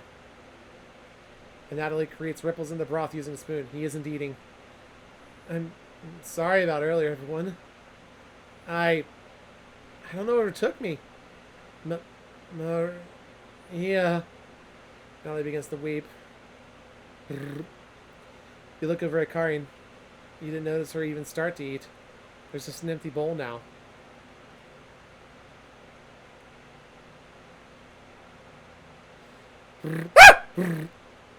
Karin is staring right at you. How much more meat is left? You explain how most of it has gone bad. This is the last of it. How could you be so careless again? Error Karin's knife. You need to think fast. What the hell are we supposed to do now? Wait around again? This storm isn't ending! You clear your throat. Oh, thank you for the stretch break there, Tish. Ah. Oh my goodness. Ah. There is so much going on right now. Holy crap. It's hard to keep track. Or I should say keep track of taking care of myself here. Holy crap. It's almost been 2 hours that we've been playing this. Yes? I think tomorrow you should look for Maria. Or forage for plants outside.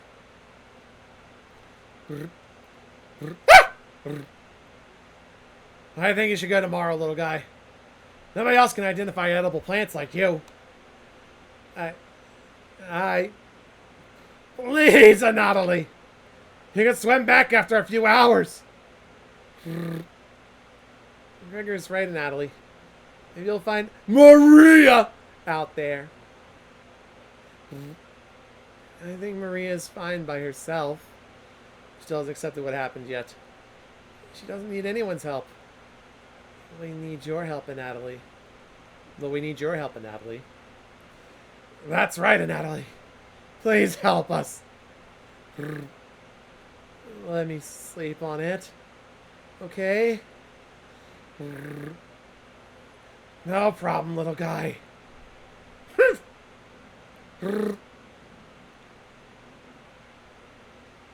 Everyone shuffles off to their rooms reading books and knitting to pass the time. You go to bed ravenous.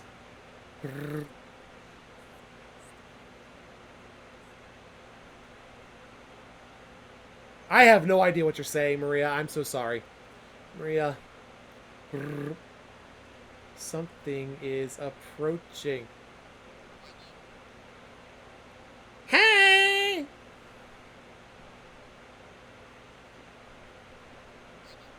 Don't be a crybaby, it's just me!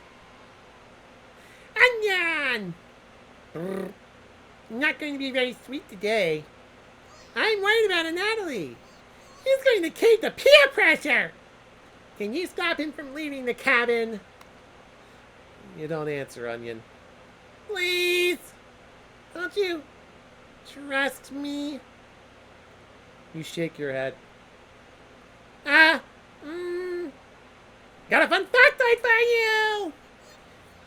Did you know that eating an unpeeled onion in your room absorbed bacteria? It'll help prevent colds and ward off viruses! That was a lie! The fun factoid of that myth, people actually believed it in the 1500s! How embarrassing! Who would believe that? There was even a doctor in 1919 who caused a surge of people believing it! Anyways, you know it smells like raw onion left in our room. You! You know how since your last bath, right? You can't remember. Could smell you before you even came into the room. Yikes! So, can you stop Natalie from weaving? I know he has cabin fever, but this is ridiculous. It'll be impossible to stop a grown man from leaving. Please. We don't need another stalking the hallways, tapping on the windows, crying through the radio. And you have this sudden urge to scream. Why do you think I've been using the mouth hole to get around? Scared to death of what that'll run into her.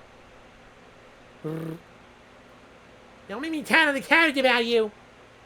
She can be as mean as a potato if you get her on her bad side.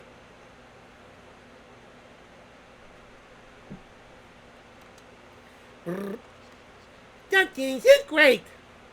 Anyways, when the time comes, just tell her now you care about him and don't want him to leave. You know me, okay? You can trust me. Now you excuse me, I need to work on some new ice skates. Yeah, I made a butter slices so I'll get to skate around the frying pan tomorrow. I am absolutely potato. Potato, I stand potato. Potato is my spirit animal. Or spirit tuber. Wait there!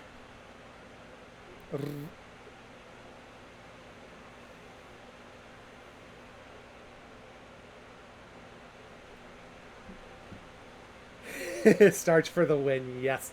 Your mind finally managed to forget everything that happened. You fall asleep again. Still ravenous.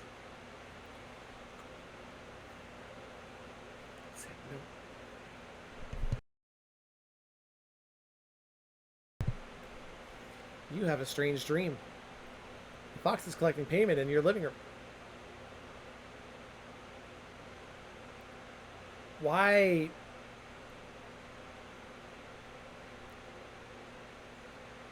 Oh God, what was his name? Benjamin. Why is Benjamin in my house? Or in this house anyway? Like, why? Why is he here? Why is Benjamin here and not taking care of little Misfortune? She needs this. I'm fine. I have 3 full able-bodied humans that I can that can help me find food in the woods once it clears up. You despise him, so you put your 2 dogs at the bottom of a sack and had 6 chickens on top.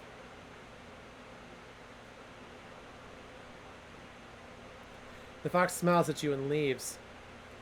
Oh, it's the food tax.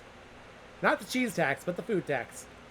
At some point in this journey, the fox will eventually open the sack, and the dogs tear the fox in half. Filled with such loathing for the fox, you gave him the only things you had for food. All of those chickens. Look at all those chickens! As the snow piles up outside, you're beginning to eat whatever you can find. Pillowcases, candles, leather. One day you wake up and you have nothing left to eat. Absolutely nothing. Just an insatiable hunger. A few days later, you go mad and leave the cabin, completely ravenous. A nearby tree looks like charred meat. Your iron teeth cut through the tree bark, tearing your gums apart by the splinters. Your mouth fills quickly with blood. Days later, a deer gallops by, the first creature in the woods to see your corpse. You wake in a cold sweat.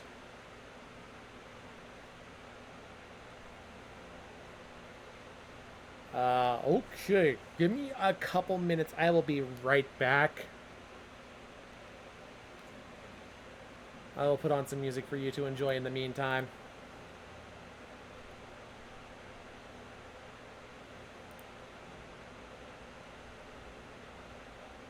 But until then, thank you. I will be right back, okay?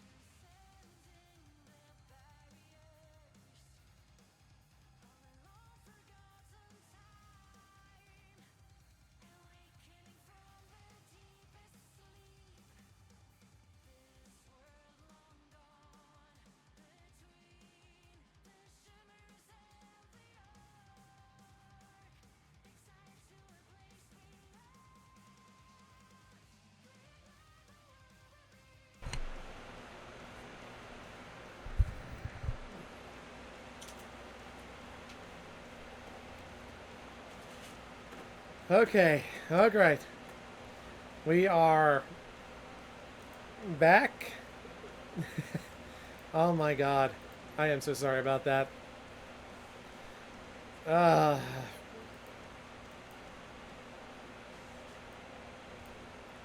okay. Thank you very much for that. How are you guys doing? Y'all enjoying this so far? This is, oh, this is Doki Doki levels of, dark. Holy shit. I did not think it could get darker than this, but apparently they're drawing this shit out. They're gonna make it. They're gonna make it hurt. Oh my god. And I apologize. My little displacer beast in the room has been very adamant that he wants attention and has been making it very difficult for me to play for a little bit as well. So thankfully he is enjoying some food and water at the moment. So hopefully he'll behave himself for a little bit. Alright. Alright, let's get back into this. Something smells terrible in the living room. Someone puked in a corner. You have a bit of a rag to save them from the embarrassment.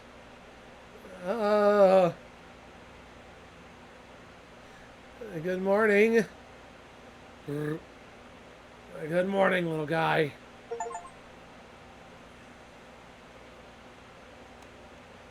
That's an achievement. She's got a plan, and I don't like her. Well, Natalie, what's your decision?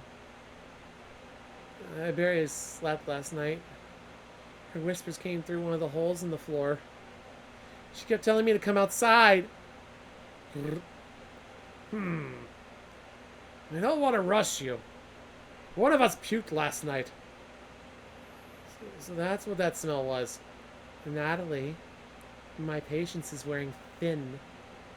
You have 1 hour to make a decision. Why so quickly? Because I'm not waiting any longer. You can see the glint of Karin's knife under her dress. Best to watch out for that knife. Oh, the group disperses. Tensions seem to be rising. You have 1 hour to kill. What do you want to do?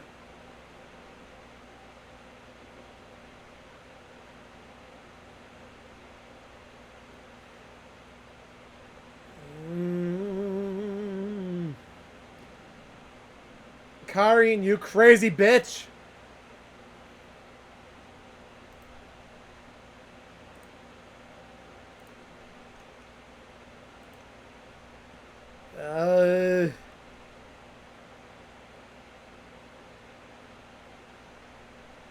Let's talk to the crazy one. Darkness imprisoning me. All that I see. Absolute horror. Hi. Keep this between us. I'm not giving Natalie a choice today. He's going outside. Do I make myself clear?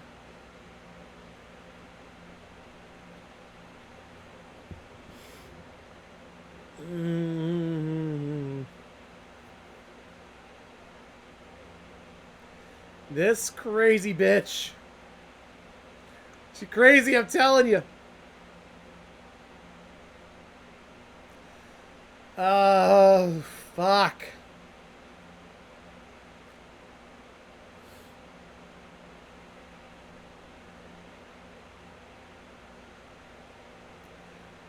She's gonna stab me if I say Natalie's an adult who can make his own decisions, isn't she? That's how this goes, right? Excuse me? Karin has a knife hidden on her. He doesn't get a choice in this anymore. Neither do you. You can tell she means business. Is that clear?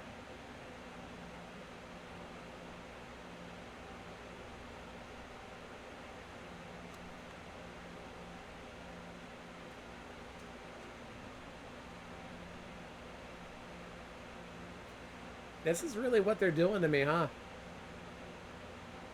They're doing this shit to me. Uh, I ain't kowtowing her that badly. I'm just gonna go yes. Good.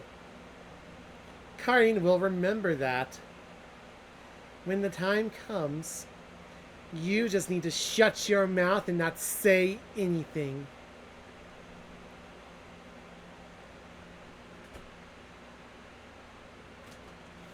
Understood. No talking. And this will be an easy request. You nod. Excellent. Now get everyone together for a meeting, and let's get him to leave. You call everyone together to discuss the next steps.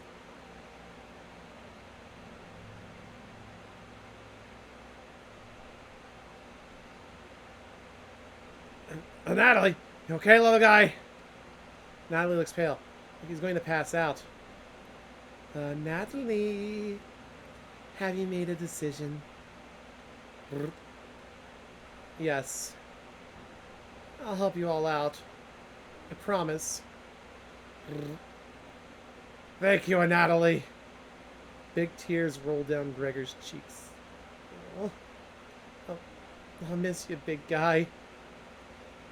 I'll miss you, little guy. Thank you, Natalie. I know this wasn't easy, but it's for the best. Oh, look at this little man. Look at him. He's so sad. Karin. Yes? Gregor looks at you expectantly. Do you want to say anything to Natalie? You say nothing.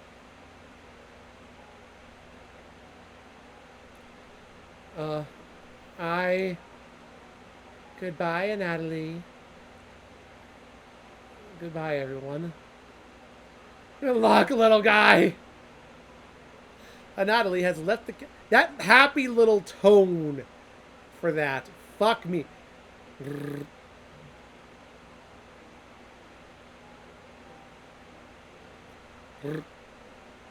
See you soon, little guy. I guess all we can do now is wait. Good night. Karin goes to the bedroom to sleep. I didn't tell him the truth. Gregor is getting choked up. I didn't tell him. Missing him already. Gregor curls up on the couch for the night, turning his back to you. Oh. You shut your eyes, quickly falling asleep. You hear scraping from the floor.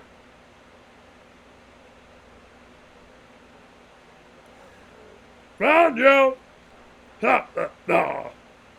You explain how this isn't a good time right now. Oh. You explain how this isn't a good time. That is no laughing matter. I'm worried about Gregor. He's as tall as a tree, but dumb as a brick. What's the root of that? Ha ha ha! Another cornbread classic. You're being unpopular very right now. That's a tree reference. Get it?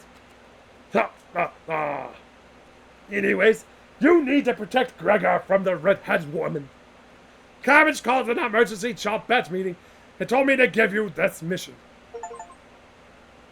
Watch out for that knife and protect Gregor at all costs. Understood? I will fucking protect Gregor. I will fucking body block that bitch. That's the least you can do, right? You tell Brett that pun didn't make any sense. No. On a roll today. I'll see you around. Sesame seed. Whee! Brett hops away, squeezing himself through the mousehole with a small... You fall asleep thinking about what Brett told you. Thank you for the drink there, grilled cheese. You have a strange dream. It's lying on the table in front of you. You take off the glasses first. partially cracked, and set them down next to the workbench. Working the saw, you wrap the cuts in an old newspaper. Some of it gets soggy immediately, so you begin drying the cuts with a towel after wrapping, or before wrapping. Ah, much better. You hear something approaching, so you clench a fist and get ready to strike whatever's coming for you. You wake in a cold sweat. Day 11.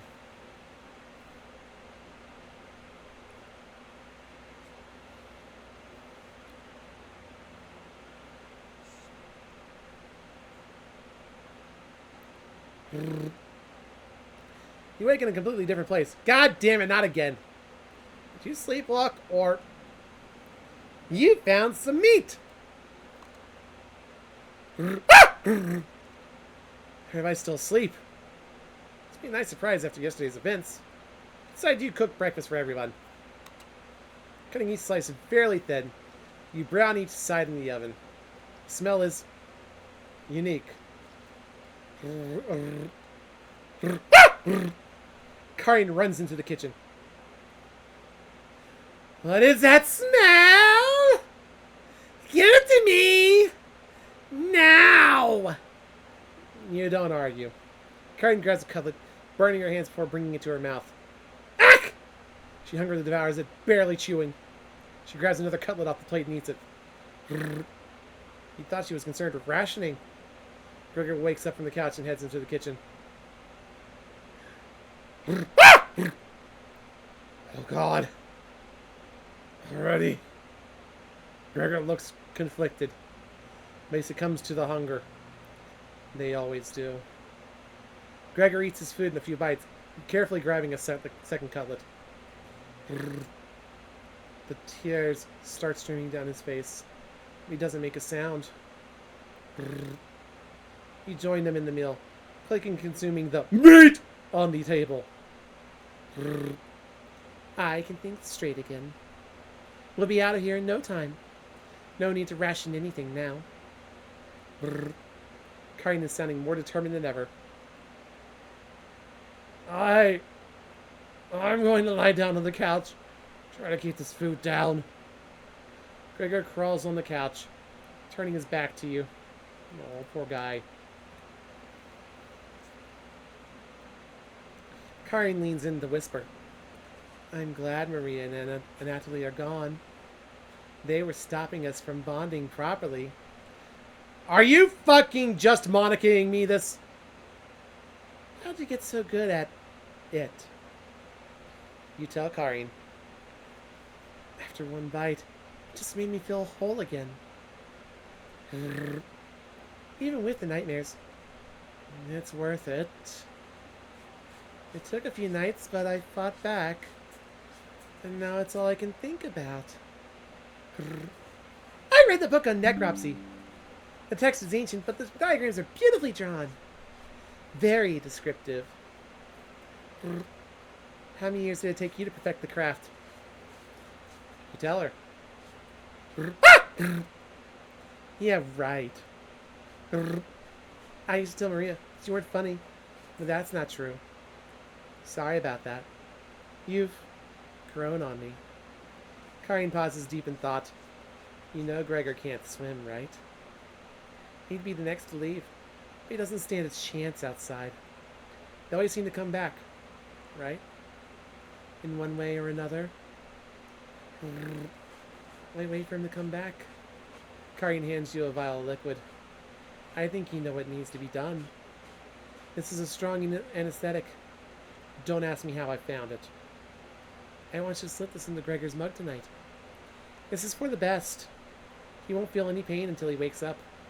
All you have to do is stand back and let me work on him. This request is beyond extreme. Will you do this for me?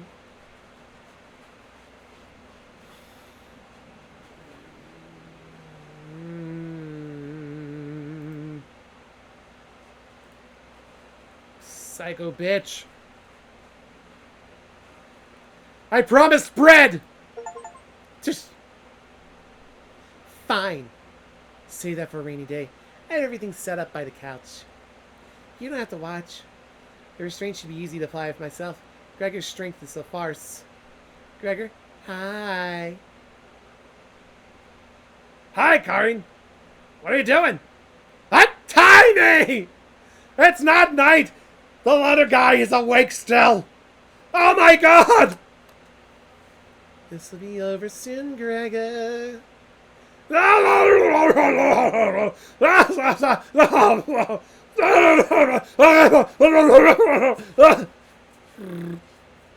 Gregor has turned silent. Leave her alone. Going into the bedroom and crawling into the bed, and Natalie stepped in. He'd fall asleep almost instantly.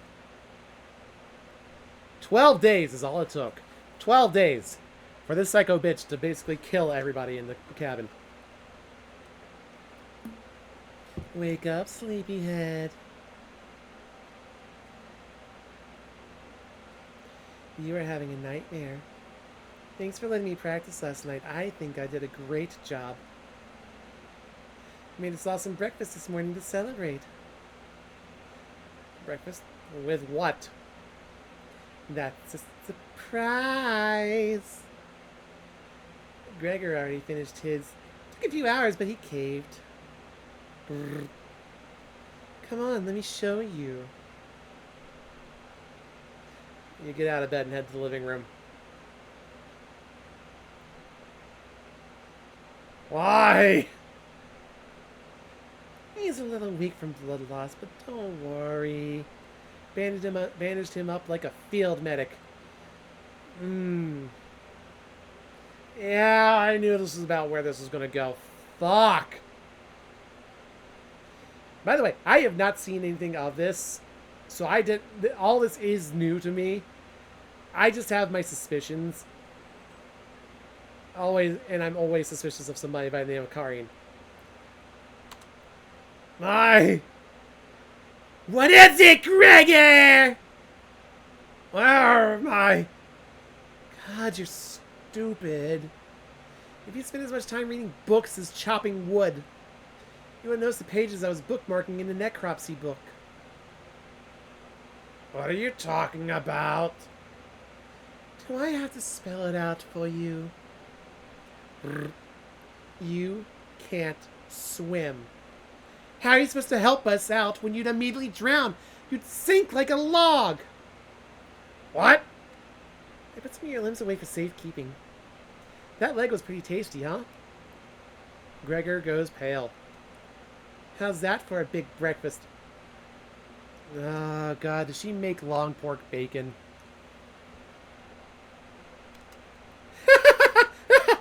And don't try to crawl away. She'll leave this couch? I'll end you.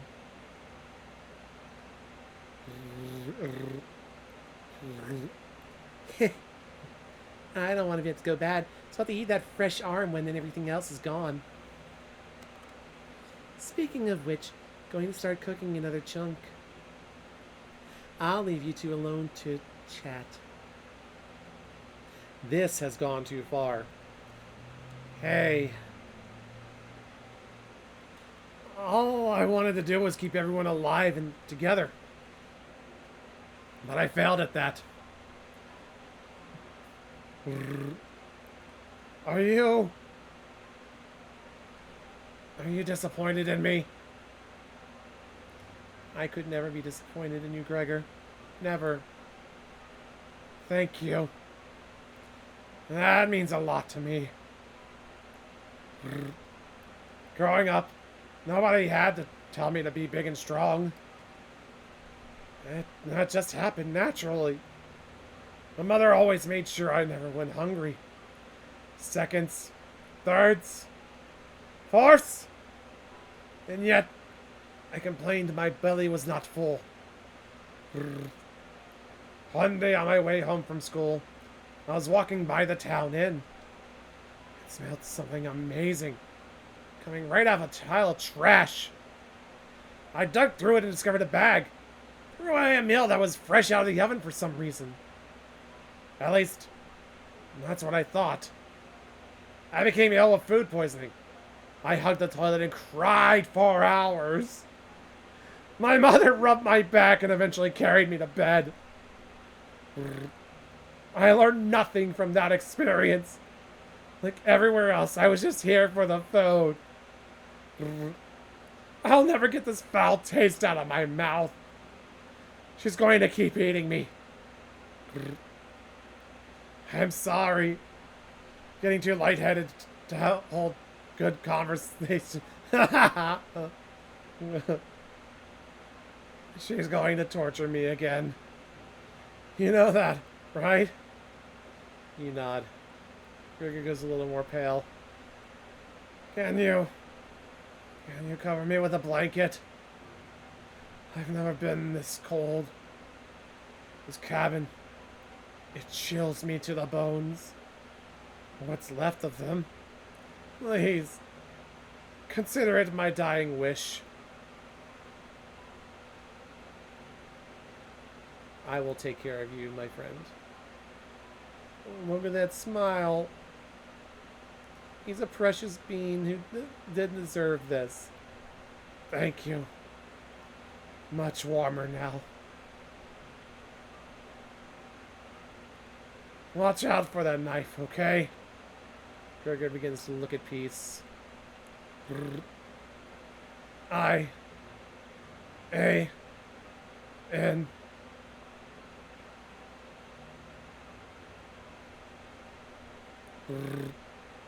You watch the last of Gregor's as the last of Gregor's air escapes his lungs.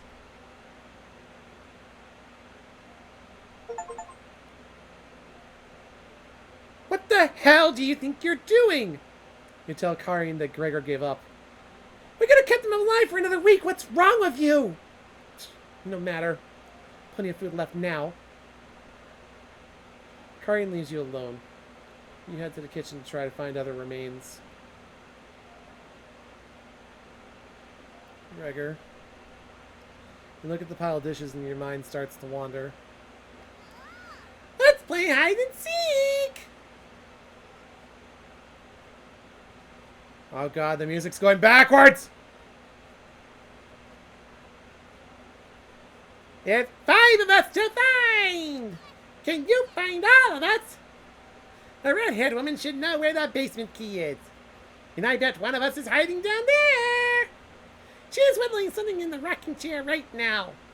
So watch out for that knife. Probably best to avoid the knife. Wait.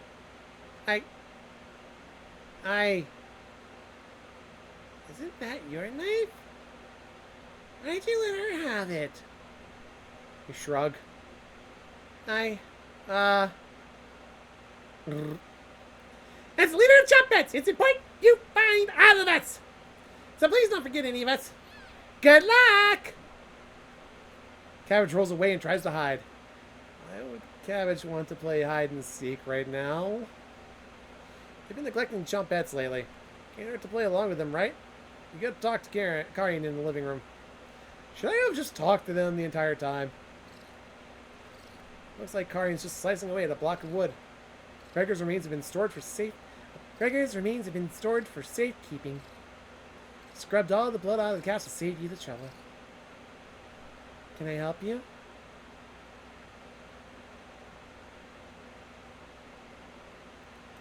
Oh god, this is gonna be rough. What are you whittling with that knife? Or have you seen the basement key anywhere? I'm very curious about that knife. A wooden knife. Do you want one?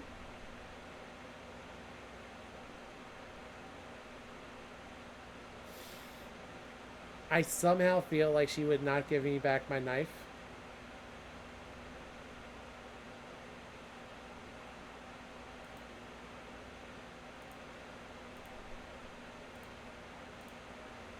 I missed. I like my knife back. Oh yeah? I picked it up the first day and you said nothing. Karin looks pleased with herself. She's too happy right now.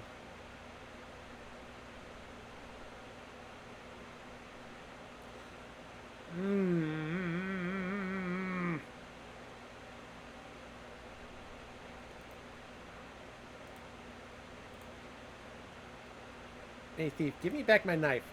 Yeah? I'd rather be a thief than a monster. Karin will definitely remember that.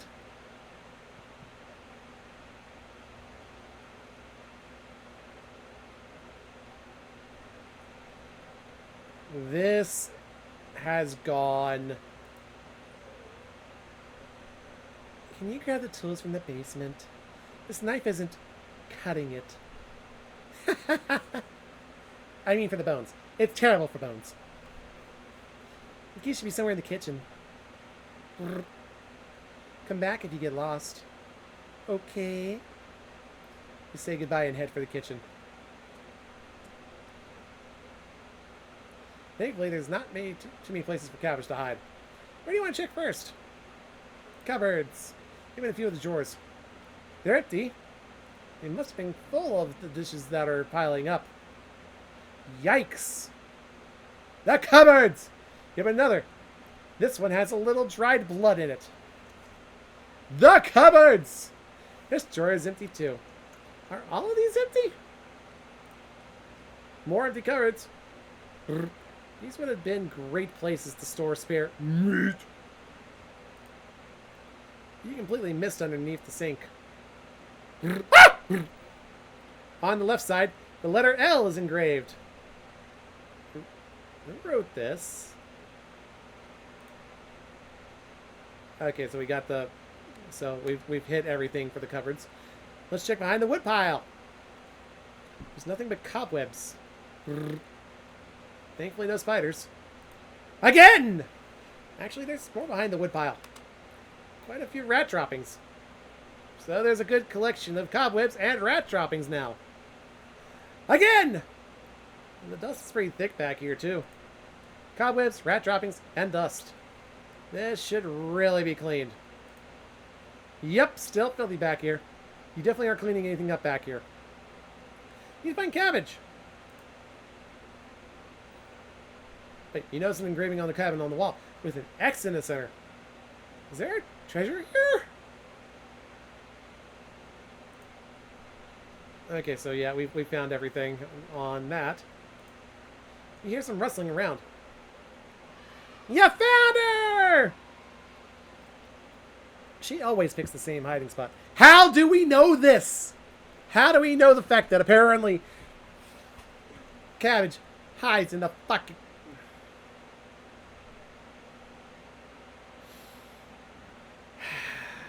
Just breathe in, breathe out.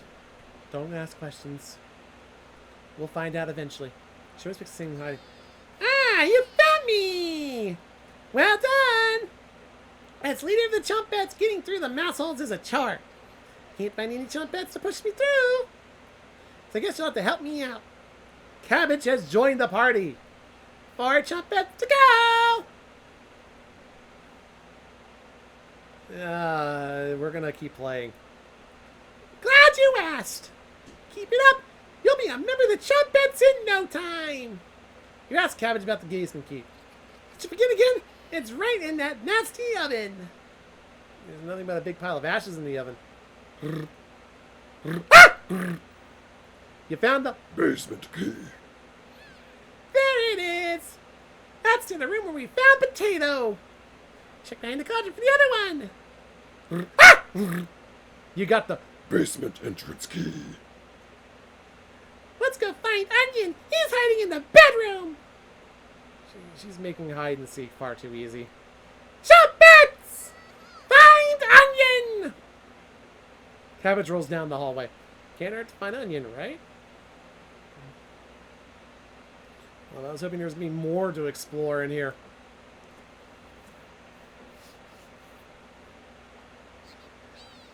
Found him! Don't be a crybaby, it's just me! Onion! Today, I'm sweet as a sugar cane. Honest?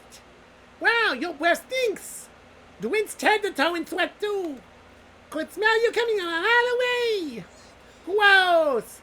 Were you scared of the redhead woman or something? You tell Onion the truth. Wow! Sounds like I missed some messed up stuff! You get a pass. I'm sorry to hear about Maria and Natalie and Guaya. But yikes! That's 3 people gone in less than a month. Brr. Not bad as 5 people in one night, though. Right. What are you insinuating, Onion? What the fuck are you insinuating? Brr. Brr. I would probably lose my lunch if I had to see that again.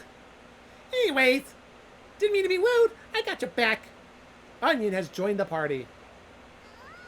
Glad to have you join us, Onion. No problem. There's nothing else to do today. That's not true. I heard Brad making noises in the living room. You know how loud he can get. Brad, the one and only. Trumpets! Let's move out! Your party is quickly expanding. 3 Trumpets left. You're getting a terrible headache, and your face is feeling numb, and your legs aren't moving. Oh well, you do some time breathing exercises for a few minutes.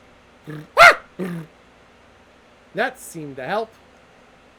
You suddenly feel a second wind coming on. Time to get that bread. You proudly strut into the living room, happy to be alive.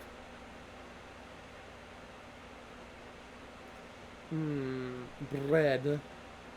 You hear bread coming out of the mouse hole. He's taking his sweet time. Right, everyone's secretly favorite chocolate bread. Don't you loaf me. My cousin Cornbread taught me that one. He has hundreds, no, thousands of terrible puns. He's my role model. So, what do you need? You tell Brad about gathering the Chompettes together. That's a pretty crummy idea. Remember what happened last time? With Potato? I mean, we all chose her to be in that drawer, but this? You're going against the whole grain here. Do you really think we want to go back downstairs? Brad, you need help in finding Potato. Me too, big guy. Come help. I would never let the Chompettes down. No. No need to pass my culinary quiz. I'm coming with you. Brad has joined the party. That's great, Brad. Glad to have you on board, Brad. Of course. Ah! Wait. Are you drilling? All 3 Chompettes are staring at you. Are you thinking of eating us? You actually licked your lips. Snap out of it!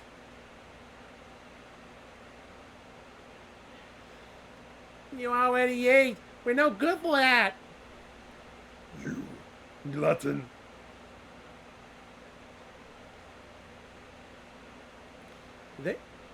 Did I pass out? Holy cow, get them up! So heavy.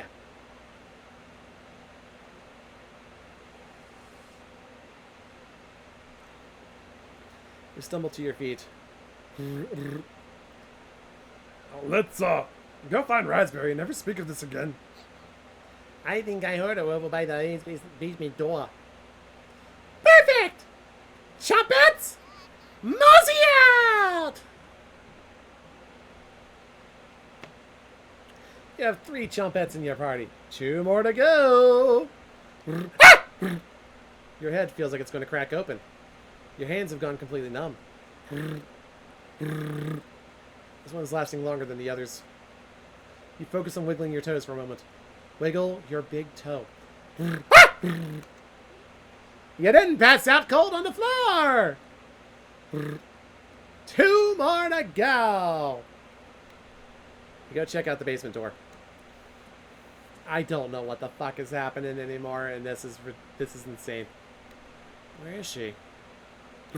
Feel a chill run up your spine. Goosebumps are all over your body. She's here. The birds outside turn silent. You could hear a pin drop. You can almost hear her breathing.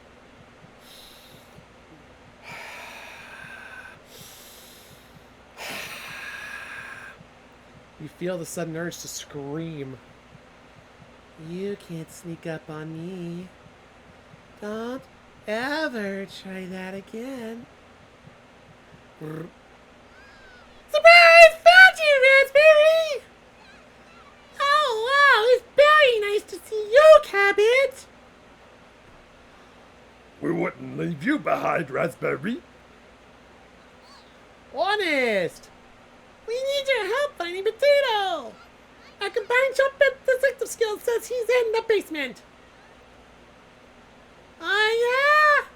Let's find Potato and get out of here! Raspberry has joined the party.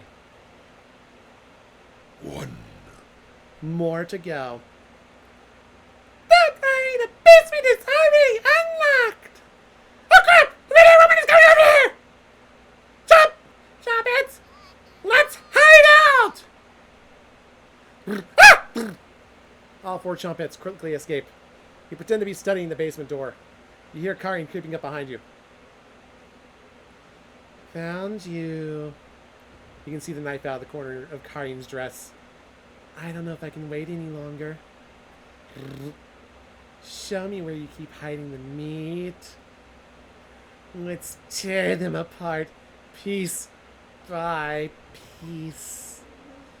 Just like Gregor. Karin looks like she's about to bury the knife into you. What do you do?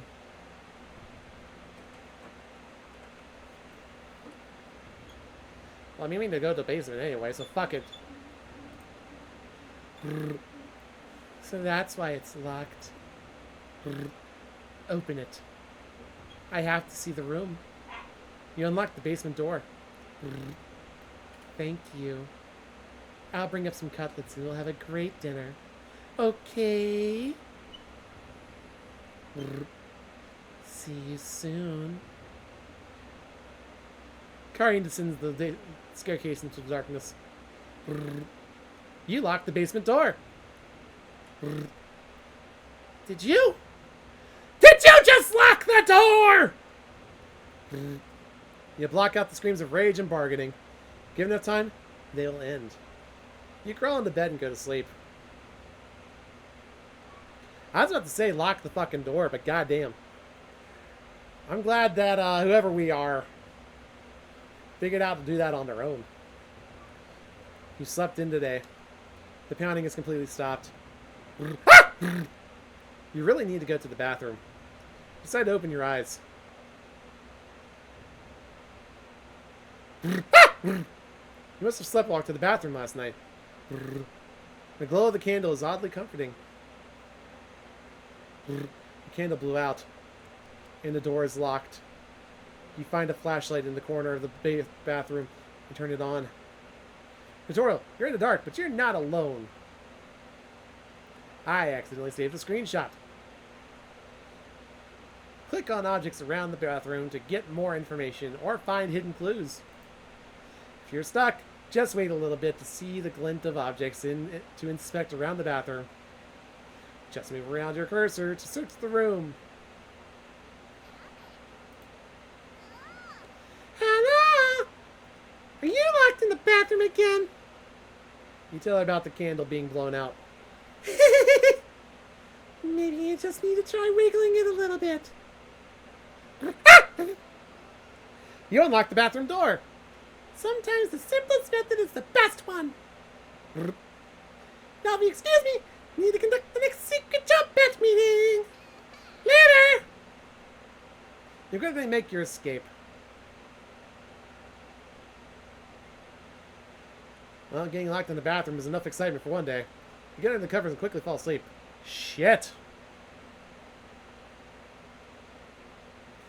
Day 14. It has been 2 weeks since we began this journey.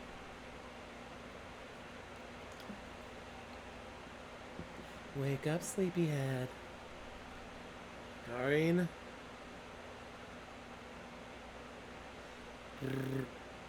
Just your imagination again. Karin can't still be alive, right? Somebody's at the door. You grip the doorknob tightly, getting ready for what's next. Oh, God! That can't be the real Gregor. You determine the haunt has officially begun. Some spirits move on immediately. Others linger. And some stop at nothing to give you a heart attack. Or get you to fall down a flight of stairs. Or cause you to wander into an early demise. No way of knowing which one the group will choose. The rain has stopped outside. Decided to go look out the window. Hi, Maria. The floodwaters are completely gone. Hey there, Iron Spider. How you doing? We're playing a friendly game where we're learning how to cook, hanging out with anthropomorphic food, and our redheaded companion more or less may have killed most of the people in this house. Maybe. I mean, she's currently locked in the basement because she tried to. Well, I'm pretty sure she was going to try and eat me eventually. Karen would appreciate the good news, but not after locking her in the basement. No good reason to leave the cabin. Plenty of food here now. I'm glad to hear that, by the way, Spider. I hope you've been doing well, my friend. I just... Oh my god, you've been so busy that you've forgotten to eat. You head to the kitchen for a snack.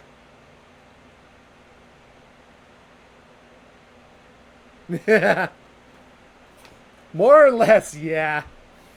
Like, it started out with us making regular, wholesome food, no meat whatsoever. Karen's hiding spot was too obvious. You take a few bites of meat. You lost more of your humanity. Not fresh enough. Oh well. Decided to crawl back into bed and get a little extra sleep. Day 204,863 or 4,469 or 79.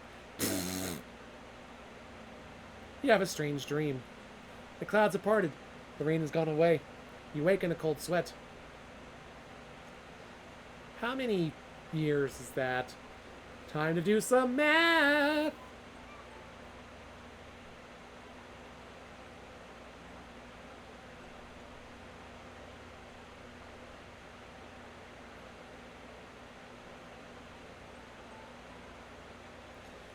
That is 9.52 years. Or about 9.5 years.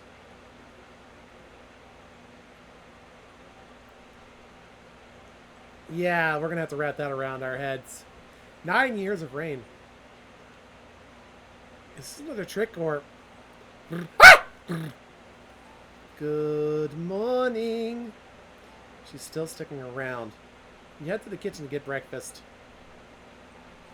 By the way, I don't know why. I just decided that anytime there's a ellipsis plus a exclamation point in the middle, it's literally just like the bit from Undertale where it's just like the sound, but with that scream in the middle, like a Homer scream in the middle. Your food is gone. Like that. The noise is coming from the living room. Natalie? Nobody's here. Some deep scratches are dug into the wood by the couch. Something is approaching. What's making that noise? Sounded like it was coming from the basement door. Go over to investigate. Yeah, that's still Karin. Crazy bitch. It's been 9 years. Cold wind's blowing through the hole in the door. You get goosebumps all over your arms. Is this a... You awake in a cold sweat. Ah. We're back to normal. 15 days.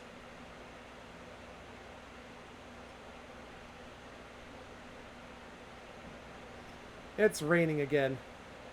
They're taunting you with dreams of a sunny day. You get out of bed and head to the living room.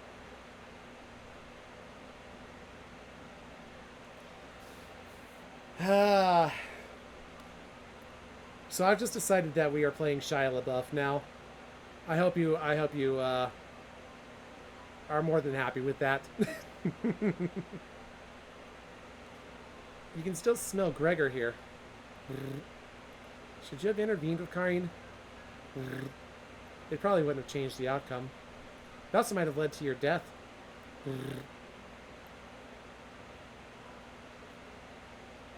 The couch is still comfortable, even after Gregor imprinted on it. He decided to take a nap, which quickly turns into a sleep.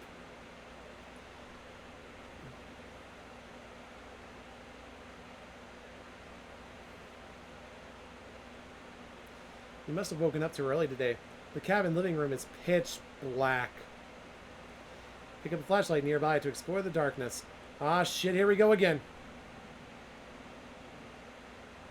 Hi. Natalie?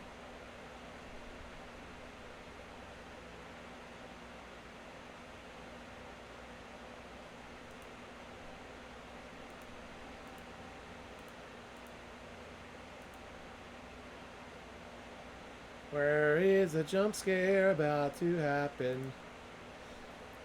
I thought I clicked on that. First note you ever received. Thinking about the messenger puts a smile on your face.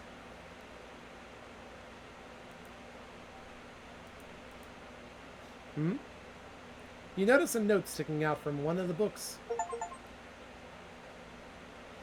I know you've been ignoring my other letters, so I am begging you, please bring back my daughter safely, or I will need to get the others involved.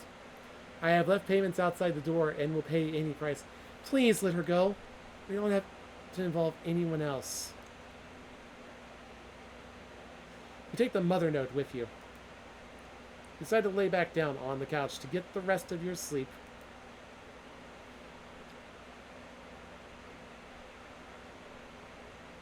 This is fine.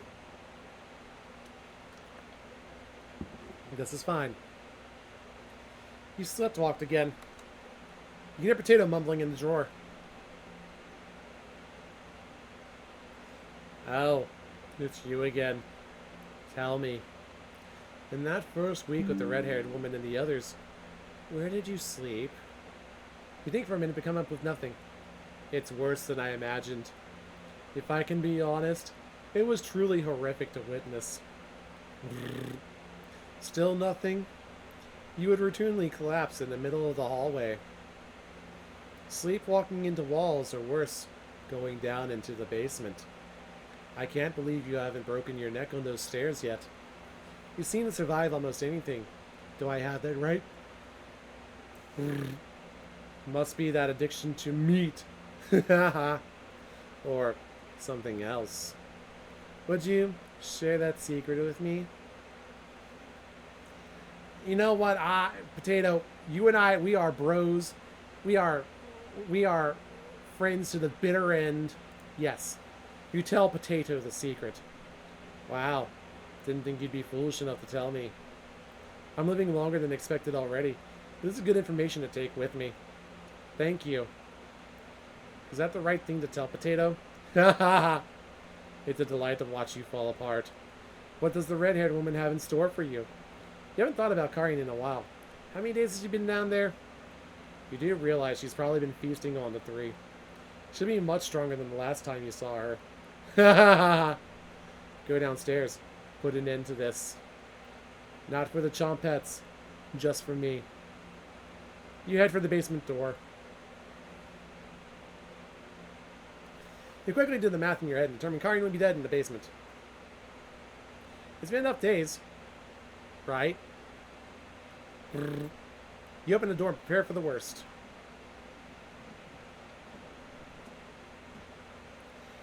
Oh, I am getting PTSD flashbacks to Resident Evil 7. It's just a staircase. Nothing to be scared of. You begin your descent. Something is approaching.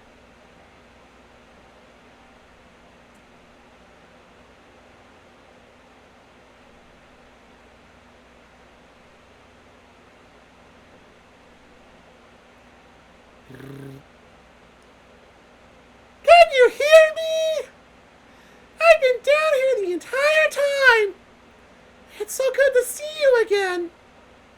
There's plenty of bread down here. Why aren't you saying anything? I'll never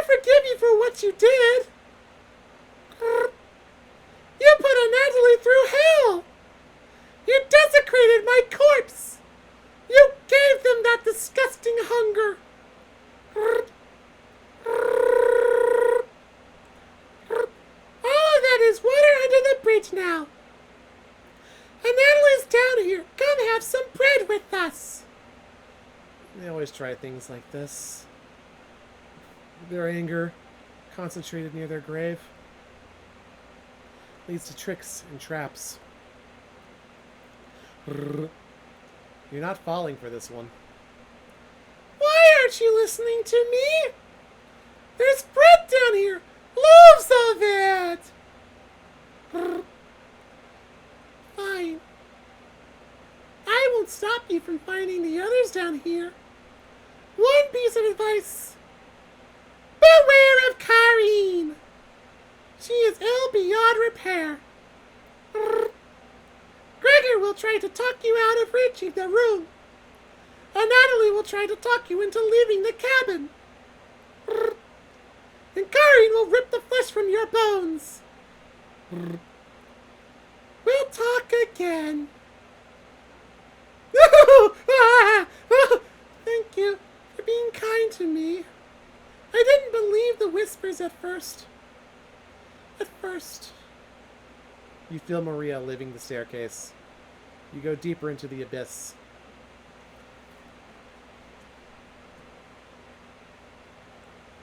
The walls down here, they're dirt and soot. Something is approaching.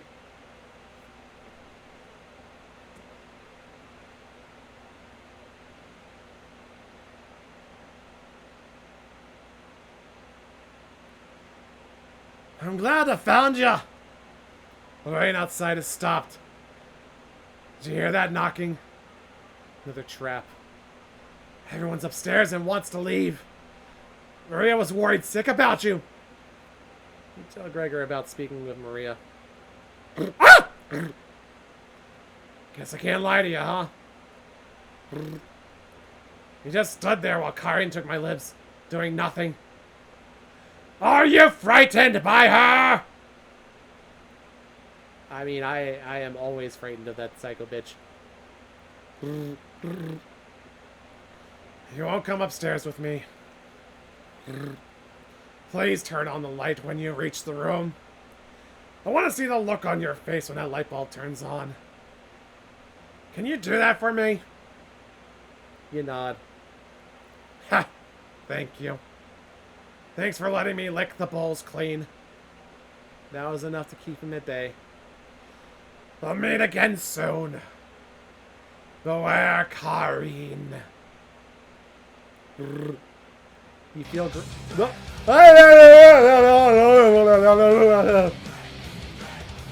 yeah, thank you for the entire Morty care package there. Oh my god. This got dark real fast. Holy shit. I mean, most of these spirits actually aren't all that angry with you, to be perfectly honest. The only one who's really angry with me is probably going to be Kari, because she's... Thank you for the head pats there, Belgian. And I'm pretty sure that she's just pissed off because I left her alone. She wanted that meat. Gregor leaving the staircase. Descend deeper into the abyss. How fucking deep does this basement go, buddy? Frankly, all you need to do is, like, kick her back down. The air pressure down here feels greater. You're getting closer to Karin with each step. Something is approaching.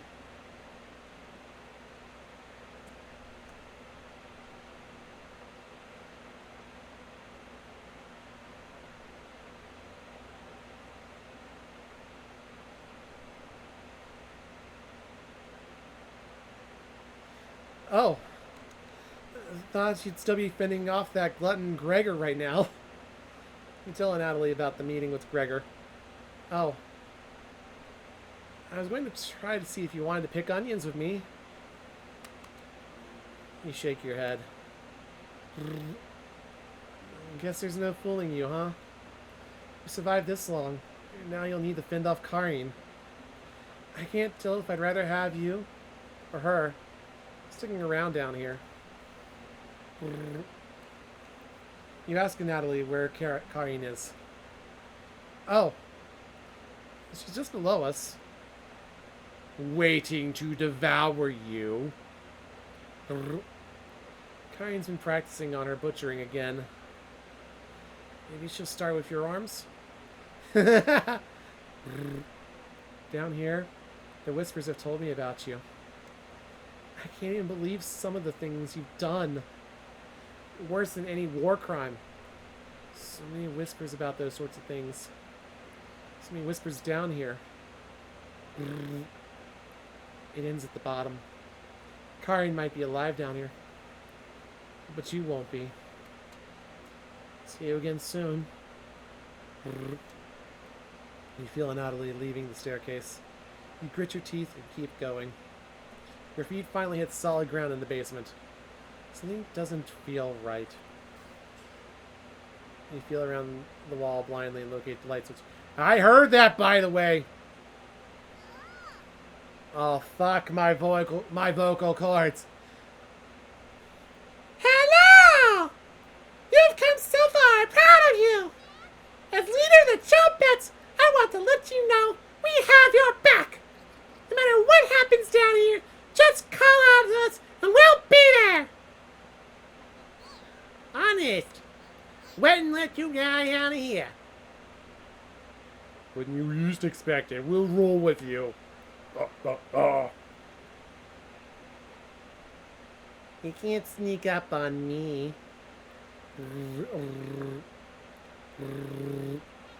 But sneaking up on you, extremely easy. Are you deaf? Raspberry! That was pretty cruel even for me. Your ears have so much dirt in them, they could probably grow potatoes. We'll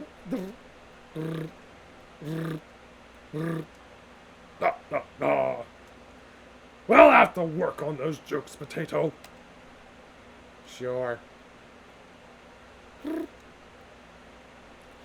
you hiding in the basement room? Circumstances have changed. I wouldn't miss a killing for the world. You and me both, Potato. I told you, this Potato!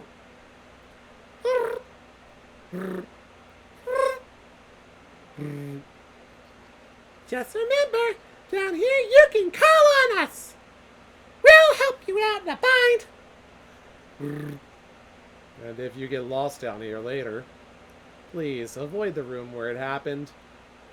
I can't speak for the others, but I'd like to forget what happened there. I don't think we'll ever forget that, Potato. But thank you for coming along with us. I wouldn't call it a change of heart, because you never really had one in the first place, Potato. You should have run it down here, but I'm glad you're here to help. Wish I had a joke here, but what you did was no joking matter. That's enough!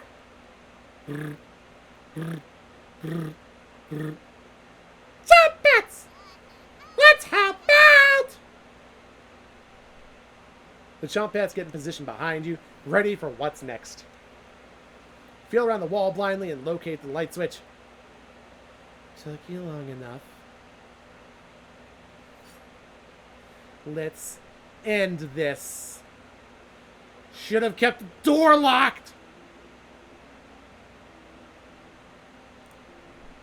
Karin slashes at you with her knife. You dodge Karin's knife, feeling her there hit you. You shouldn't be this fast. Karin looks you dead in the eyes. Karin licks her lips. Will you fit in the cauldron? Okay, so I will freely admit, I never actually played, or like, I haven't played much in the way of, Mother, what the fuck is it called in the States? Earthbound, that's it.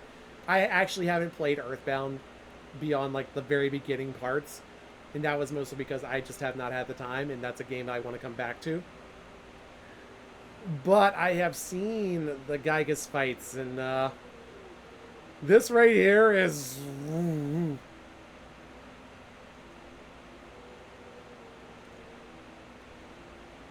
Hey! As leader of the out here! I see you've ignored my warning to watch out for that knife! Please survive this fight! We want to play hide and seek again! Trumpets! Help out! Cabbage has filled you with hope.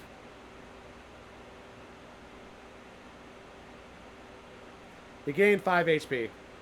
This is an ideal time to talk to the Chompets. Karin looks confused, though. You best to watch out for that knife.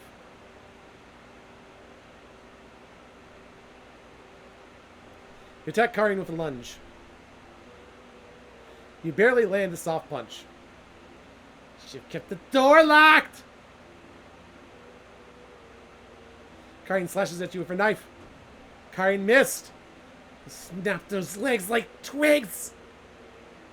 Karin looks you dead in the eyes. Karin's looking winded. You stumble so badly your foot makes a loud crunch noise. Don't move an inch! I'm gonna fucking dodge. Just rest. Karin attacks. She barely missed. You stumble backwards with your fists up. Don't break a hip. Just rest. Karin attacks. She barely missed. Karin's about to take your life. Stumble into one of the walls awkwardly. Killing you will be easy!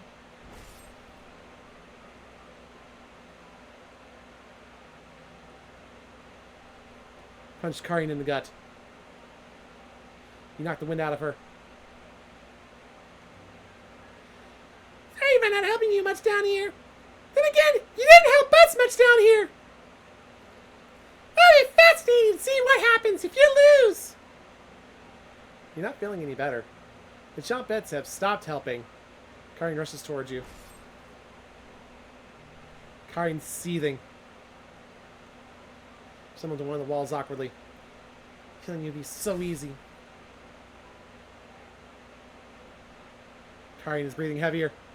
Karin's muscles tense up. Where does this energy come from? Karin lunges for your neck. She missed! Karin is panting. It's over!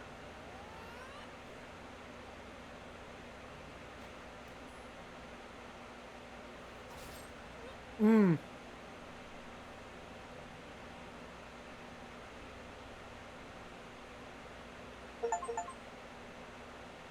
want my knife back. Finish one last... Why is that the potato from Cuphead? Karin quickly stumbles down the hallway, turning left at the end. You're hobbling after her, but the room is pitch black here.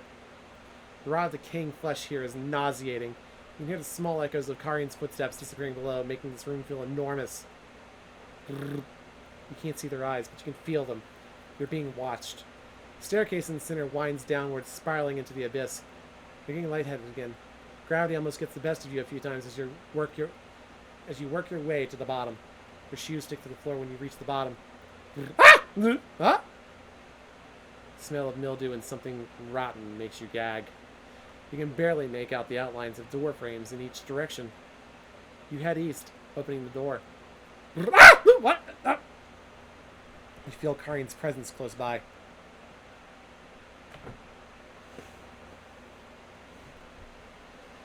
Hey, what's up, guys? Hey, Gregor, you got your arms back. Back together again. Round and dissected. The Butcher of Hope has returned. Where's Karin? Lost in the abyss. Her rage blinds her. Ravenous. Completely ravenous. She will never be able to move on. Bound to this cabin by you. She'll never escape. Those that die in the cabin are bound to different rules. Fleeing west did nothing. Victims will always gravitate to this cabin. Always find a way to you.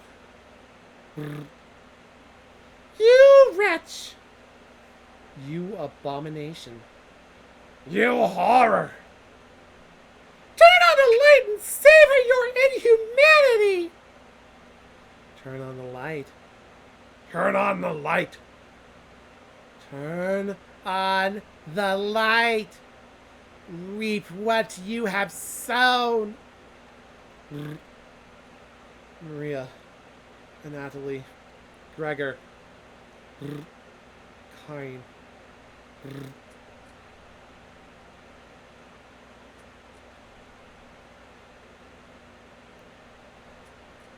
Well, all right then. This is the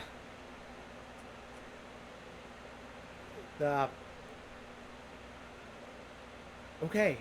So I'm pretty sure we got one of the first endings anyway. I feel like this would definitely have a lot more endings. Because there's so many options. And I feel like there's more to this than just this. Food Sprites by Itadaki Yasu. I love it. Thank you there, Belgian. Oh my god. Some of these, I like the ending videos. Yeah, we didn't get much in the way of ending videos here. We've got literally darkness imprisoning us. Written and developed by Dear Dream Studios. Clap, clap, clap. You guys. Oh man, between you and oh god, I can't remember his name off the top of my head right now. The guy who made Doki Doki. Y'all have taken visual novels to a different level. Oh man, there's so many things that I want to say here. Thank you, Tish. So Tish, can you confirm for me? There are more endings, right?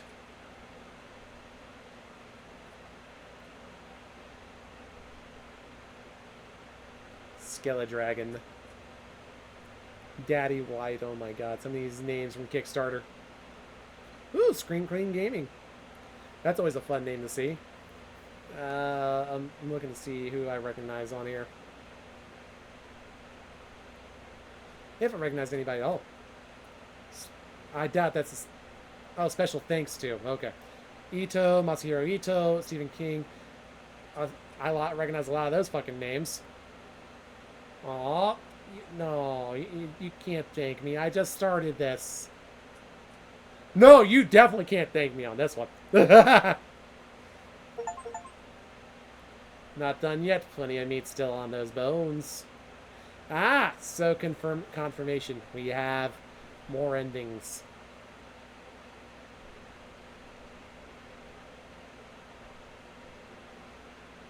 You hear talking upstairs. Thieves? You grab your flaying knife and silently go up the stairs. You'll eat well tonight. The four look completely shocked at the sight of you. Wait! She doesn't look like she has the courage to speak. We've been lost for a few days. Your cabin is the only hut we've seen out here. Can we stay here for a few nights? You clear your throat and ask the questions you've asked thousands of times. Did you come on your own free will? Or were you sent? We weren't technically sent. Natalie! We came on our own free will! And looks confident in her answer. They answered incorrectly.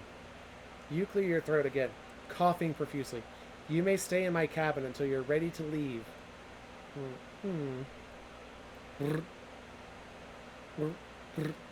The group looks terrified of you, as they should be. Isn't that trail steep? Yeah. The group finally returns to normal. It's forced, but they attempt to save face. I keep hitting the fucking S button, which is apparently a save screenshot button. That walk was brutal. This cabin is amazing. Fall kitchen, running water. It really has everything.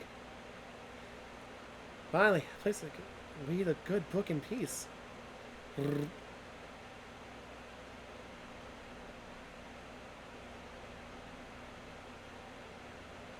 Oh god, I've got more voices I've got to do. Rhina, check it out! Kevin, all the way out here? What about that psychopath? We lost him a few kilometers ago. Do not worry. It doesn't look like anyone's home. Hello? We'll figure out whose voices these are. Come on, Rhina. Sun is setting. Let's take shelter here just for tonight. You sure that's a good idea, Selena? Of course! Front door has a few different ways to lock it. Should keep him in bay if he shows up. Hope there's some snacks in here. Bolek! I guess we don't have a good choice. Well, back to Zakopane in the morning. Don't worry about it. It's just for one night. You decide to join up with your friends inside.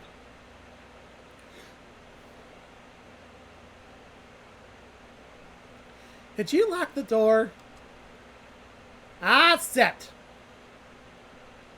Did you see him at the window? No. No, he probably went back to town. Is anyone here? Oh my god. Oh. Voices, please. No, yelled, stopped, around, nothing. This cabin is abandoned. Let's stay here tonight. What? Relax, it's going to be freezing outside tonight, so it's either him or us. Let's avoid making fire. Don't want him to see us in the distance. No, fire? There's blankets in the bed. I really need to see what Rhina looks like so I can do this voice. There's blankets in the bedroom. It'll be fine, Oleg. This cabin chills me to the bones. We need them. Whenever Bolek gets nervous, he tells a joke to break the tension. Got one of Reza's classics for you. What do you call a snowman's kids? Children! Oh, God.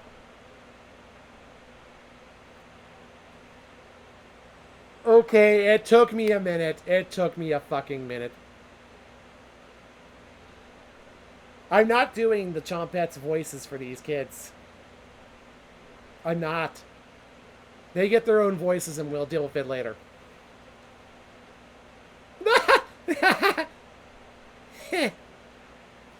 Let's split up and search the cabin. See if we can find any food for us to eat tonight. I'll take the bedroom. Leave the living room to me. Rhina, I'll search the kitchen. No need to help me. You sure? Of course! I know exactly where to look first. I got the Zakopane Jr. Baker word, remember? So, alright, everyone. Let's move out! Help the team by searching the cabin for support. Yeah, I am not fucking doing the Chompette's voices for these kids. Fuck that shit. Also, they're apparently going to find Potato. Your bond with Selena, Oleg, and Bolek is ungrapeable.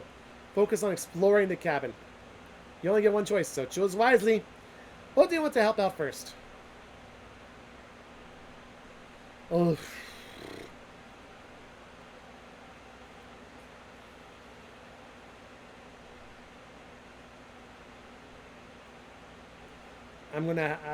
As much as I want to help out Selena, I've got to rest my voice from high pitches for a little bit. Let's go to Bolek. Hopefully Bolek will tell you another joke. Hey, Rhina! What did we have stuff in here? A weird talking stick, a walking stick, a jar of liquid on the bookshelf. Nothing edible. What about the yarn? You don't think I'm eating sewing supplies? Hell no, Bolek. Exactly! What about some shoes? I would you cook shoes? A boil them? Do I look like a shoe-eating guy? Mom says I am growing boy. Growing on in one direction. Bolek. What do you do with a search first? Let's search the walls. What's with this painting? Lightning blast during a severe thunderstorm? Good for the crops. Well, yes, I have officially given him. This is bread, I'm pretty sure, and he is absolutely. This child is now officially Arnold Schwarzenegger. You see this note that's there to the wall? You read it. What? Feud? Yeah, this sounds like an old man. Right? What's up with this walking stick? We're in the mountains. Everyone needs a walking stick. The bottom of the walking stick is smeared with ash and plant resin. Disgusting! There's a jar of mystery liquid on the bookshelf. I'll give you 30 zloty to drink it, Bolek. What? Make it 50. Sure, drink up. Bolek brings it to his nose before immediately putting it back on the bookshelf. It smells awful. There's stuff floating in it. You don't need to drink it, Bolek. Unless you want to make 60 zloty. Hell no! Drink the jar of mystery liquid. We're fucking doing it! We fucking ball! Why not? What if it's that poison? You open it up and sniff it. It smells like pickle juice. Oh! Hand it over then! I love pickles! I'm not giving you 60 zloty for drinking pickle juice, Bolek. It's foam on the top. No way of telling how long this has been out. Or how hot this jar got. Right. Put the pickle juice back on the bookshelf. The walls! Oh, see that line of a trapdoor below the left window. Bolek, there's a trapdoor here. Oh, good eyes, Raina. No nails or nubs. Can you get the edges? Got it! The very shallow hidden compartment. Bummer. Looks like there's a note here. Ah! Alright, stop pretending like you aren't home. I was good. I did good job.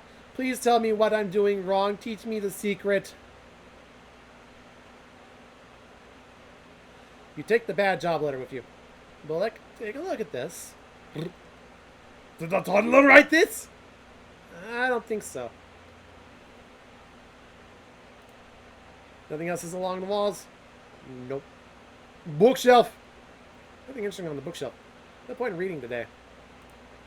Look at the books on the top shelf. There's a variety of wilderness books up here. Anything good, Raina? Checking out the land, fortune guide, skinning and taxidermy. Something might be useful if we were stuck here a while. I'm glad y'all are enjoying my silly voices for this. How long is a while? Oh, if only like 2 hours tops. And check the books on the middle shelves. There's a variety of crafting books up here. Anything good, Raina? Carpentry for subterranean structural support, metalworking for cages, tailoring bandits for amputations. Something might be useful for... Nothing good, Bolek. Bolek reads a few titles. Whoever owns these is creepy as hell. Thankfully, they aren't here anymore. More books! You check the books on the bottom shelves. Really boring books are down here. Yikes. Yikes forever. Good down... Anything good down there, Raina? Bolek, you need books to put you to sleep. This is a gold mine. Whoa! Like tips on breathing exercises? Counting sheep? No, Bolek. Class I got a classic result for you.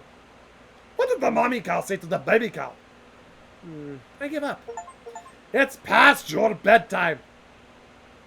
Bolek did a good joke. Incredible! It wasn't bad, Bolek. Ha It isn't time to waste reading books. It's time to check on Selena and Oleg. We looked everywhere, Bolek. Let's see what Selena and Oleg have found. Oleg, you are such... You're not ready for this, my friend. Sounds good. You reconvene with the other two. Oh God, I'm sorry for the flashbang!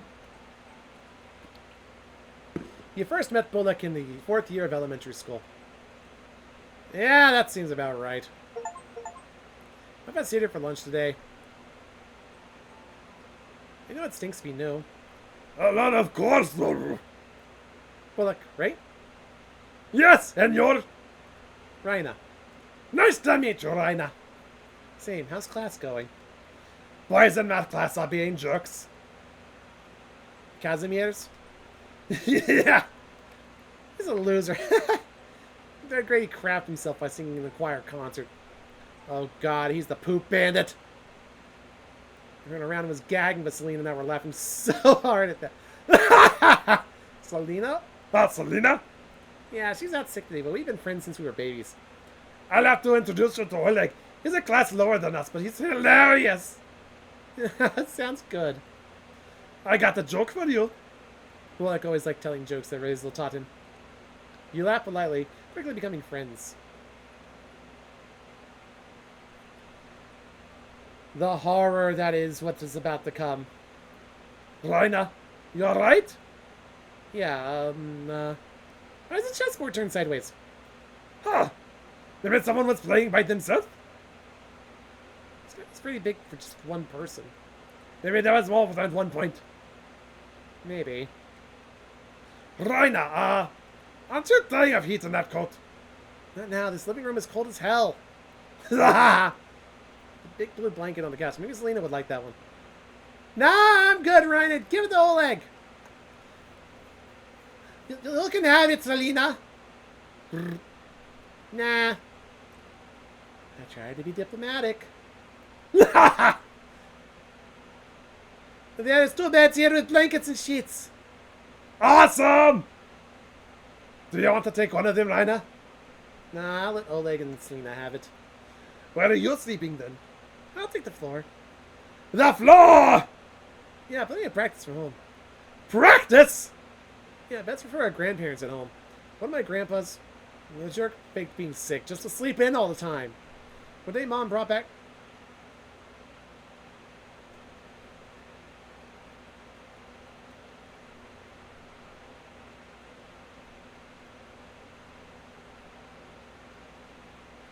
Legally distinct metallic tickets.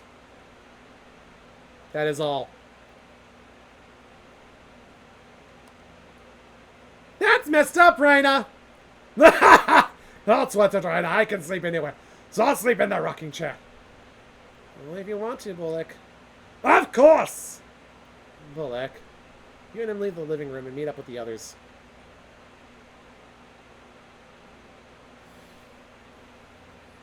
I can't believe they just fucking Charlie in the chocolate factory us. Or Willy Wonka in the chocolate factory us.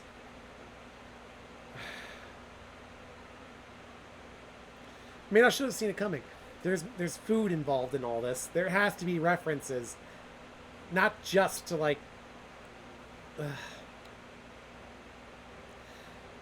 Okay, team. Find anything? Just some old toys in the drawer. Really old toys. Bullock? I found this toy boat under the couch. Let me see that. Grandma made this boat for him. Razel was here. The Hazel? The one and only. Could he still be alive here? See him again would bring Grandma back from the brink. We have to find him. Agreed. Crew, we need to search this cabin top to bottom. Let's find Razel and bring him back to Zakapone. Or Zakapane. Yeah, got it. Oh, you got it, Selena. Oleg, come with me. Let's look around outside. Raina, look around the cabin trying to find any clues to where Razel is. That psychopath could still be outside in the woods. Hear any of us yell or scream, find us, okay? Of course, Selena. Thanks. We'll be listening for you as well. I'll be fine. Crew, let's move out! Selena, Bullock, and Oleg leave you to search the cabin.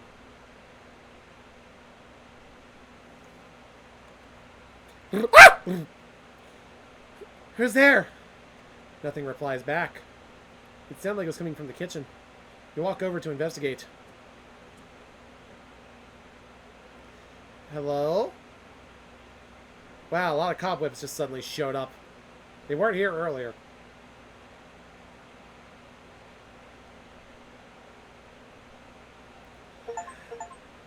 Elijah Sayuda Cabana? I hope I pronounced that right. Elijah Sayuda Cabana? No? Você está realmente en perigo.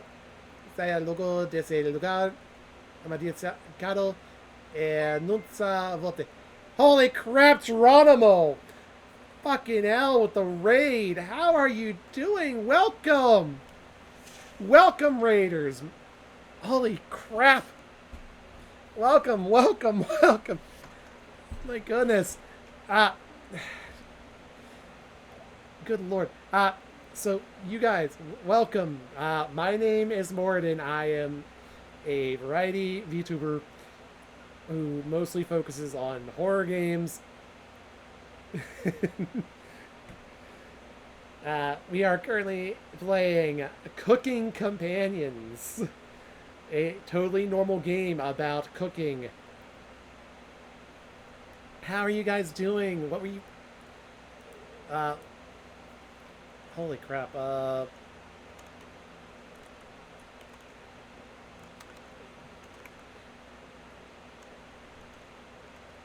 I'm so sorry. I'm just speechless. Welcome. Thank you so much. We are absolutely giving Geronimo a shout out. If you aren't following her, she is badass bat mom. I was about to say bot mom. God damn. So you have come in right after we made it through the, I guess, main plot line of the game. I am doing fine. I have been destroying my vocal cords for today's game. But it's a lot of fun. It's very just like, it's very cute and also extremely dark. Also, I am very much trying to figure out how to pronounce all this Portuguese. What were you playing today, by the way, Geronimo?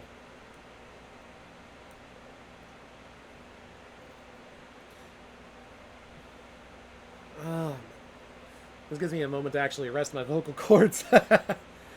But, good lord. Oh shit,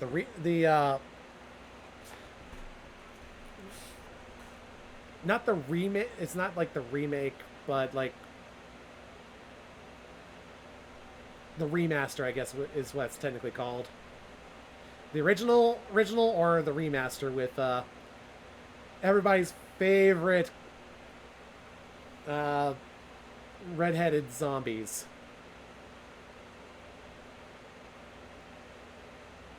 Because RE1, oh my god, that is a classic either way.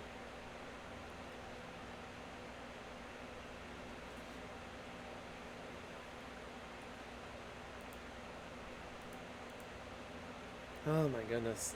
Yeah, definitely. Which one was that? Holy crap. Because they're both good. They are both excellent fixed camera angle horror games. Survival horror at that.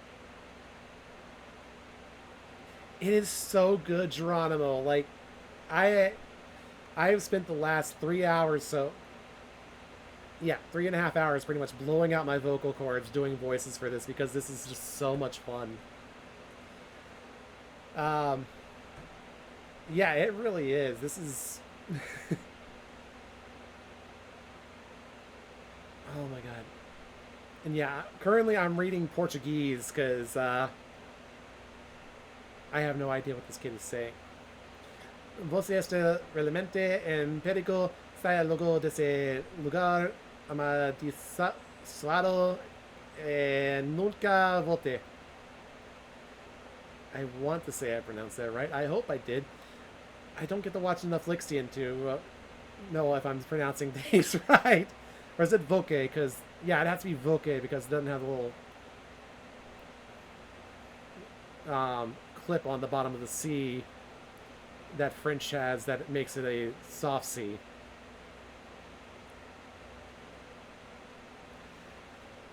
Look, I failed 3 years of Spanish and passed 2 years of French, so so I know a little. I can at least understand a little bit of Portuguese. It's a rough language, though.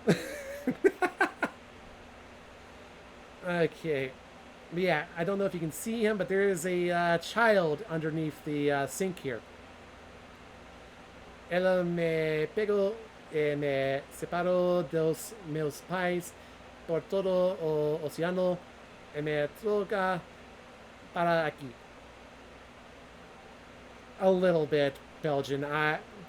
It was a very, very long time ago, unfortunately. And then, like, I've tried to learn so many languages over the years, and I should probably risk my family and download the bird, because I've got friends who have learned a lot of languages. Yes, exactly. I should probably risk my life and the lives of my family by downloading the bird, just so I can understand these things. Oh yeah. Oh, I appreciate that, Geronimo. So you and Mr. Ratchet would definitely be the first two friends I would go for on there.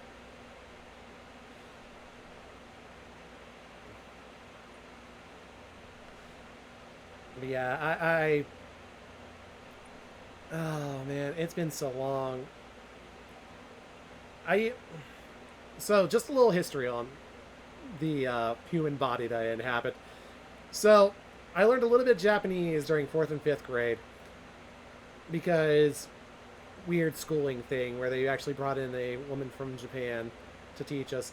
It's where I saw one of my very first animes. I have no idea what it was called, but it was literally about, funnily enough, it was about the fact that the number 4 is unlucky in Japan.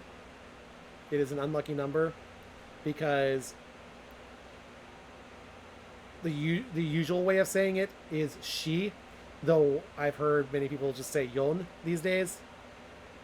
But shi is the word death, which makes sense that it would be unlucky. So in Japan, they usually skip the 4th floor, don't acknowledge it, it is not there, you do not go there. And there was an anime apparently at some point where it was literally like, hey, there's some stuff happening on that floor. Can the main character take care of it? So that was my initial introduction to foreign language. Then I spent 3 years in middle school trying and failing to learn Spanish. 2 years of it because teacher was I don't want to go into that. I did okay on my second year, but hey, sometimes you just can't. And then my first 2 years of high school, I took German, which was a lot of fun. And unfortunately, when I had to move to a different high school, they didn't offer that, so I ended up taking French, and because of that, that was one of the few things that I would have originally had to take in college, because I did not have the requisite 3-year credit that you need to graduate high school with. So yeah, I have made attempts to learn languages. I should probably try again from the ground up. Yeah, what languages do you do, Geronimo?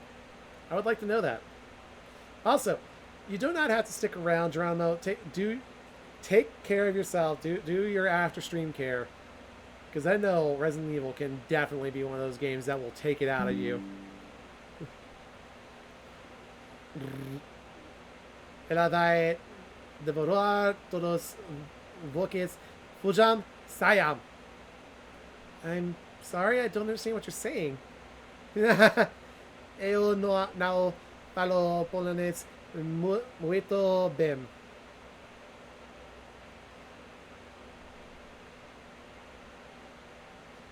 appreciate it there, Geronimo. Like, that's so nice of you. I hope... What are you cooking? We got sandwiches here tonight because none of us were feeling up to cooking. For anybody who's new here, if you like what you see, if you just enjoy my weirdness, stories, all those shenanigans, please feel free to follow me. If you're feeling generous, give me a sub. That's up to you though. Save your money if you don't have it. Other than that, I do not in fact have my own Discord. I do share one with Tish Noir, however. So if you want to hang out, I am almost always there, at least for a little bit in the morning and evenings. Excuse me. So just click that link and don't forget to click the Dreamwalker role if you want to keep up with me. Especially. Oh, crap baskets. I just realized I forgot to put... I forgot to put that I was live in... I forgot to put I was live in the chat. Oh my god, I can't believe this. Professional streamer, my ass. Ooh, pizzas.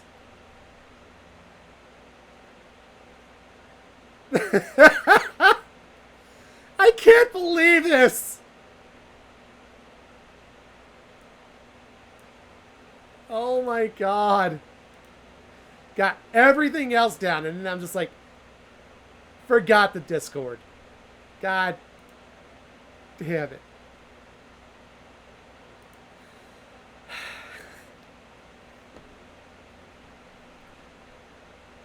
I am so mad at myself.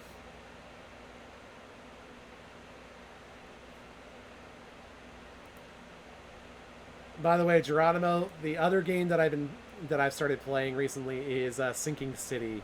Have you heard of that one? Because I think it would be right up your alley if you haven't heard of it. Let's get in here real quick. Oh, devia para de ficar tagarlando. It is a very, very good.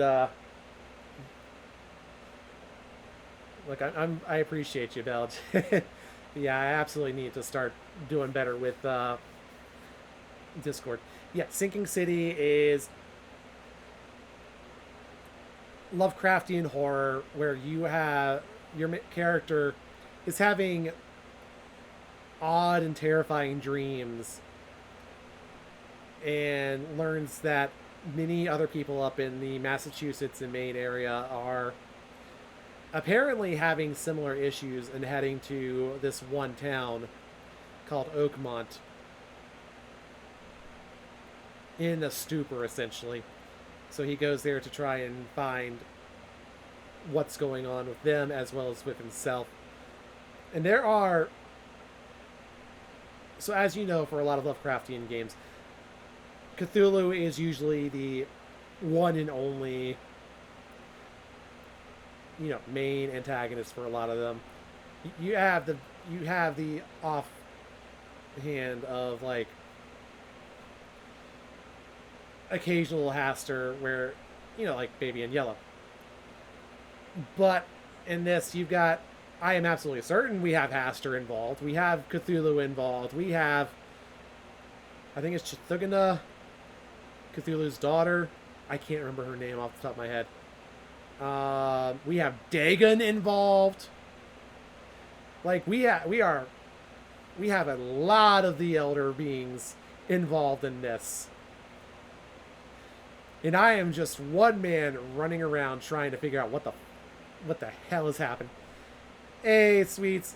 I appreciate you coming in and at least saying hi. You take care of yourself, all right? Make sure you sober up.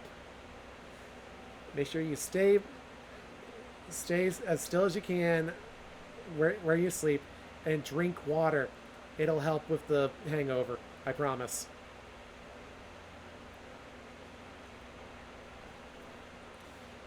Oh, devia para de ficar tagarelando. Aquí? Pegue hizo. The drawing is pushed out of the cabinet. Él fez algunos desenhos antes de morir. Same to you, my friend. Same to you. You take care of yourself. de hizo para los aparentes de que sobrevivirán.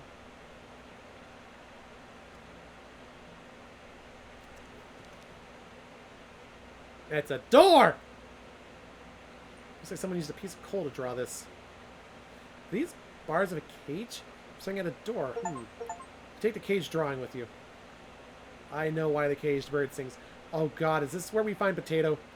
Acho que eso es un adiós. Probablemente nunca más vamos cruzar nuestros caminos. I apologize. If any of y'all speak Portuguese, I am so sorry if I butchered any of that. I don't have Elixian to, like, help me with this.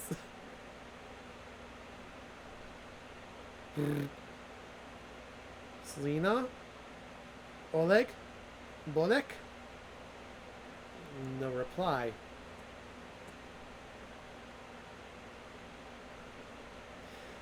Raina! We saw something weird down the hill. It looked like an old friend, with bones all over the ground. It could have been held in the scales, but we couldn't tell from that distance. I heard some weird whispering before we got back to the front door. Find anything? You wouldn't believe me if I told you. Strange whispers coming out from under the kitchen sink. Who did it whispers? Was it a ghost, Raina? I'm not sure. I couldn't understand any of the words. Ghost? Ah, Bolek attempts to lighten the mood a little bit. Bolek has turned to third person, such as Moria did earlier, because I have completely lost my mind. Got another of Razor's jokes for you. What do ghosts like pouring over their food? Bolek. Give up? Gravy!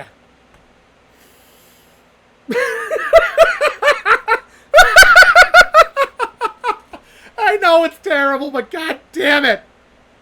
I can't with this one.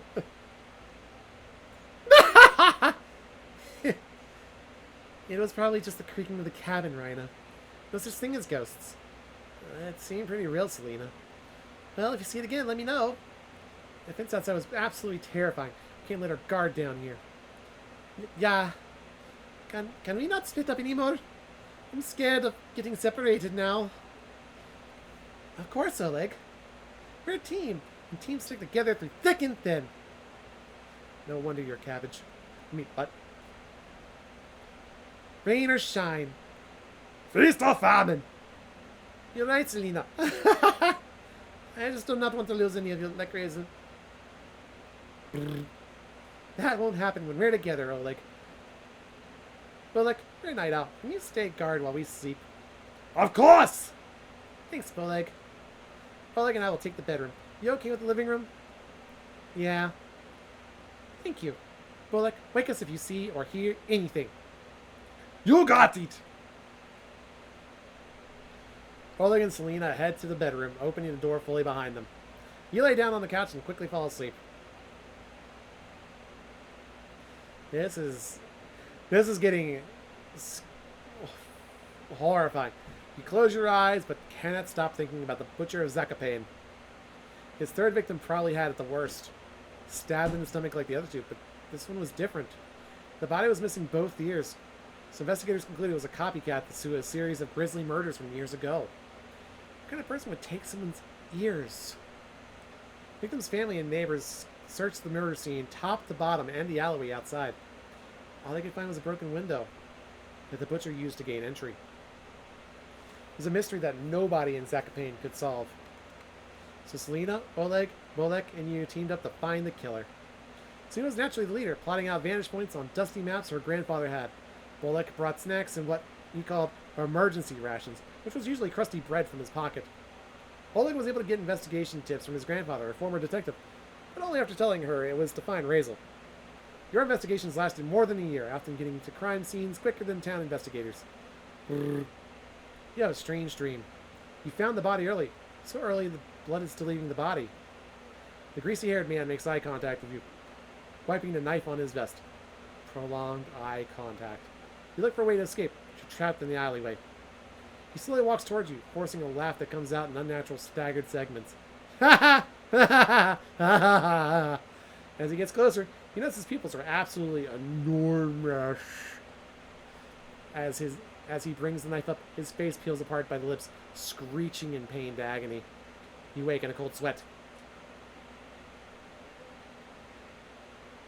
Those jump scare pictures, man. Something woke you up. Wake up, everyone! Look, it's like 3 a.m. I heard something outside. Was it one of the girls? So like, never shut up. It's him. Huh? Selena? It's him. What's the plan? Selena makes the group's secret hand signal. Only whispering is allowed now. Oleg, eyes on the doors and windows. Breaks inside, run out the front door or downstairs. Downstairs? What if there's less room down there? Then we need to manipulate the lights down there. Find the light bulb pulley, and when he gets close, turn off the lights. He's got that knife, so run for the front door when there's an opening. What if there's not working light down there? Our eyes can see better in the dark than him. We can run circles around him while he's blind down there. He does not stand a chance! Why I've given a French accent to somebody by the name of Oleg, I don't know. Don't count your chickens before they hatch, Oleg. Bolek! Oh, God. Bolek, can you outrun him? Of course! Raina, do you see anything outside the window? Rain hasn't started yet, but you can see the storm clouds in the distance. Maybe I'll get too muddy for him. Unless he's coming through one of the windows. The window glass is thick. If you tried to break it, everyone would hear it. Whoever built this cabin definitely was here for the long haul. See anything, Raina? Nothing. But keeping watch. I found this in the bedroom. Here.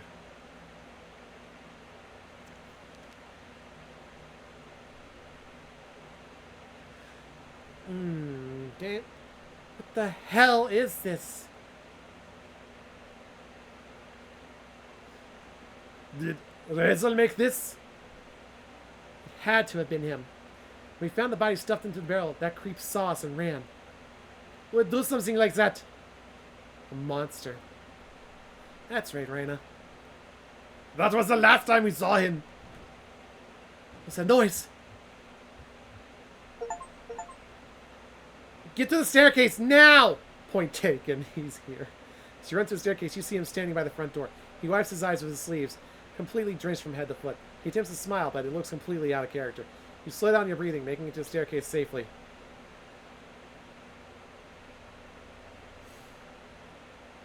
Is Razel potato? Selena takes out the basement key, locking the door behind you. There, that should slow him down. Raina, can you lead? Of course, Selena. Wow, he's determined. Alright, we'll be right behind you. You begin your descent.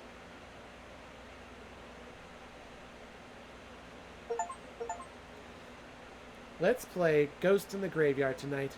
He remembered some simpler times. It is too dark out.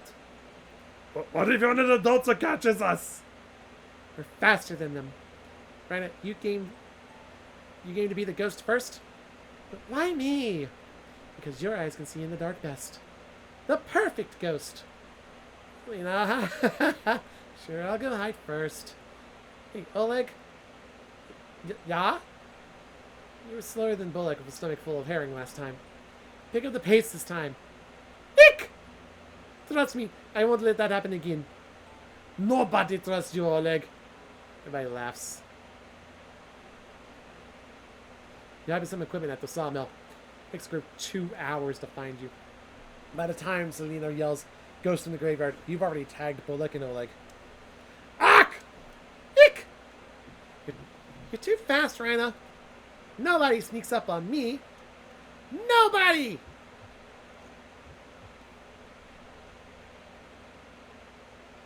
Raina, what's going on? Nothing. Just remembering something.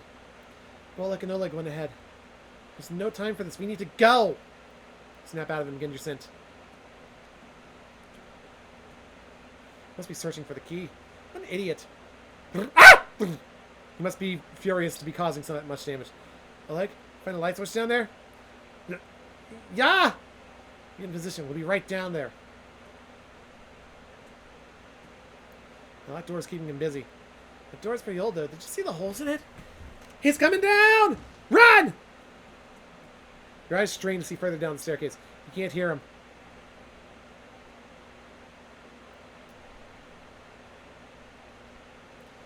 Raina, we have someone special to introduce you to. Razel. Razel, come on out! Don't be shy, Razel. Rhino won't bite. Hi. Nice to meet you. I'm Rhina. It's okay. Your cousin is great, Bullock. Just wait, everyone. Give him a little time. He has the world's best puns. You memorized every single one Grandma told you, nah? Grandma bought me this book. Razel, it's 500 pages long. Yeah. Everyone laughs with Razel, enjoying a nice meal together with Bullock's family. Razel tells countless pun jokes. Bullock howls with laughter, and the adults shake their heads in agony. His joy is infectious, making Zakopane a better city for everyone. Except for one. Right, we're slowing down again. Razel. What about him? I keep remembering him. I see. Let's keep going. We continue downward. By the way, for those who don't know what I'm doing, so I have decided that in honor of like Undertale, that had characters who literally sounded out the ellipses, the multiple dots, I would just kind of do like a multiple roll tongue or total roll. Hey there, Maggot Skull, how you doing? What'd you get? So, like, I roll my tongue to be able to do, like, the multiple ellipses, but then with ones that have the random exclamation point in the middle, I just do a quick, like, Homer-esque scream for it, because I figure why the hell not, it's funny. Ooh, that's awesome. First sliver. Congratulations, Skull. What the hell is this? What? The light isn't working. Thank you very much, Belgian, for that. Because yeah, we're getting into the heavy part again. The light isn't working. No time to find a weapon in here. Let's keep going down. See a light further down the staircase. Also, I saw the boy. Just stick to the floor at the bottom. You can barely make out the light at the door on the right. East? There's 3 other doors. North, south, and west. Sam tries the door to the north first. Locked. This room is tiny. How are you going to get around him? I don't know why I was trying to roll my R there. Don't be scared. Just try the doors and see if we can lock it from the inside. Which way, Rhina? We're going west. You, Selena, Oleg, and Bolek throw open the door, turning around to see him.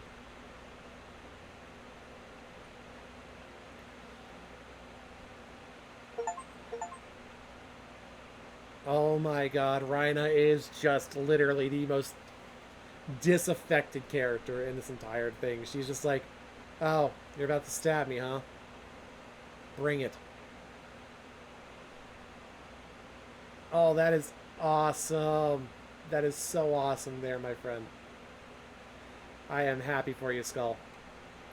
Leave us alone! You left the knives upstairs. It's 4 against 1. Leave with your life. Say hi to Razel for me.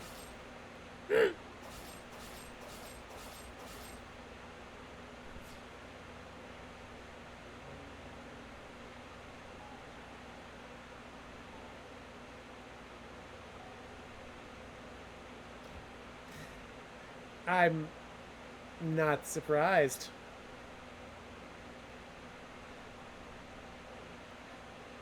Like, obviously I made jokes early on that this was just a normal cooking simulator type game. But I like to...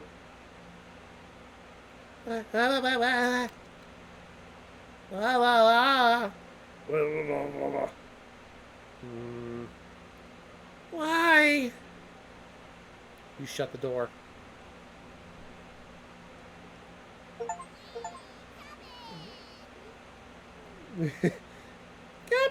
Cabbage! I'm yawn. Brad.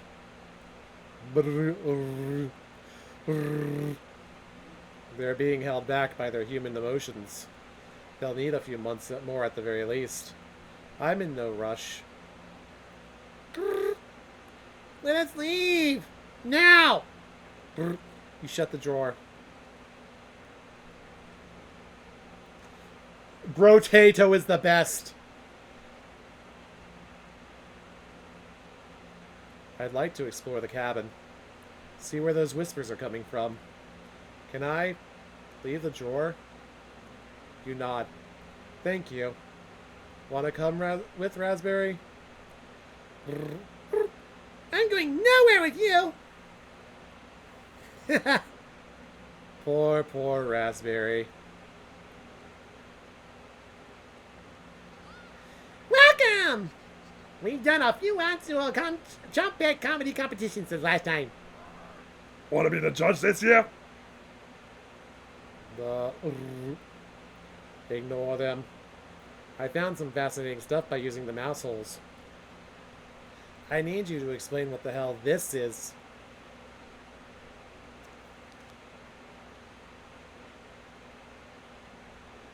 That's a good question, Mega Man. Were you fattening him up? Or were you scaring the hell out of him while you hesitated? You take the basement drawing with you. I will never forgive you for this! You shut the drawer.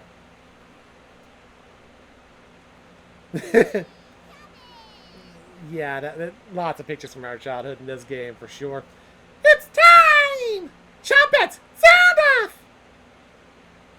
Never fear, Onion is here! Like my cousin Cornbread says, I'll rise to the occasion. Always very raspberry! Potato? Potato! You have nothing to give me now. Leave me alone. This is the only way to escape, Potato! We need to leave at the same time! I'm not leaving the cabin. Potato, please! Potato, we want to see Rep. No. Cabbage tries whispering, but you can clearly hear every word. They can release us. Just play along and maybe they'll pity us. Yeah. I'm not working with them. Ba, ba, ba, ba. Right now?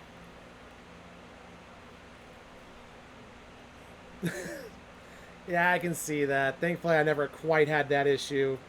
I never really watched Annoying Orange when I was younger. It was something that came about much later in my life, I think. Right now, I pity them. Just an old, disgusting, foul-smelling. That's enough! Yes, very much so. How did we get a movie of Annoying Orange, right? Taylor's words cause a regression to stir inside of you. Keeping these intruders around might be entertaining, for now. You slide the drawer closed, giving them time to stew on their thoughts.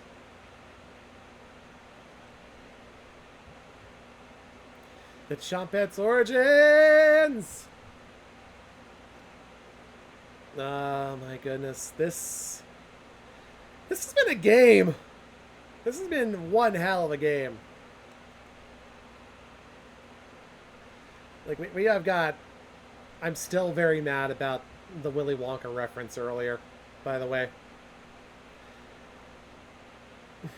There was a Willy Wonka reference, and I'm just like... What the fuck, man? Go take your legally distinct metallic coupon somewhere else. Thank you. Dear Dream Studios, though, like, between them and... Alright, I'm I need to actually look this up because, god damn it, I want to be not. I want to be good about this.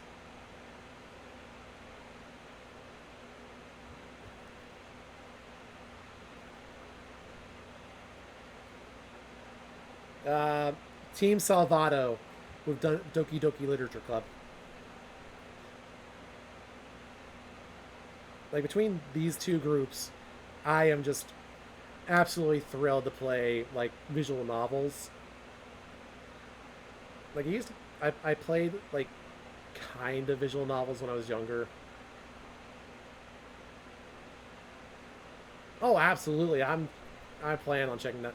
Special thank you to Blank for Japanese, Matias Devia for Spanish, and Ness Robin, Brazilian Portuguese, for translating Cooking Companions.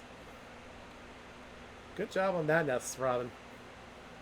I absolutely plan to check out You Have a Strange Nightmare. The hits keep coming and they don't stop coming and they don't stop coming and they don't stop coming. Wake up! I said, wake up!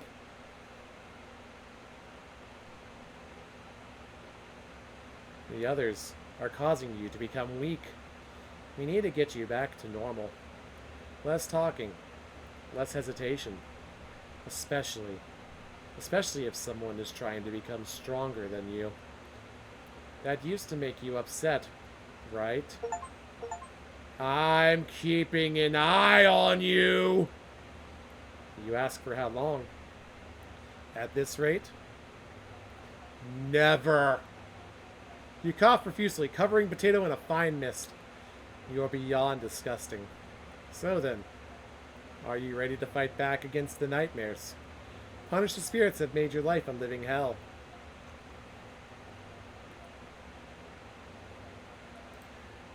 We are going to save here, and I will continue this next week because I have destroyed my vocal cords.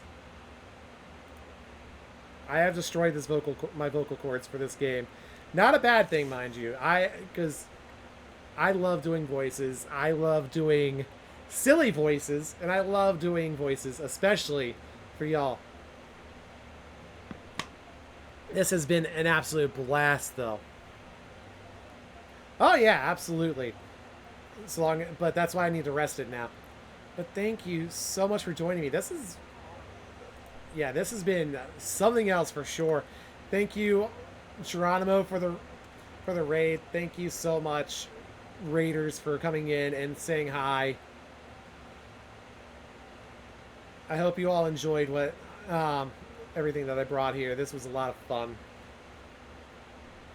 One way or the other. Let's see. Who is on? We have a lot of people on tonight. It is Friday after all. Ooh. I see the perfect person to go say hello to.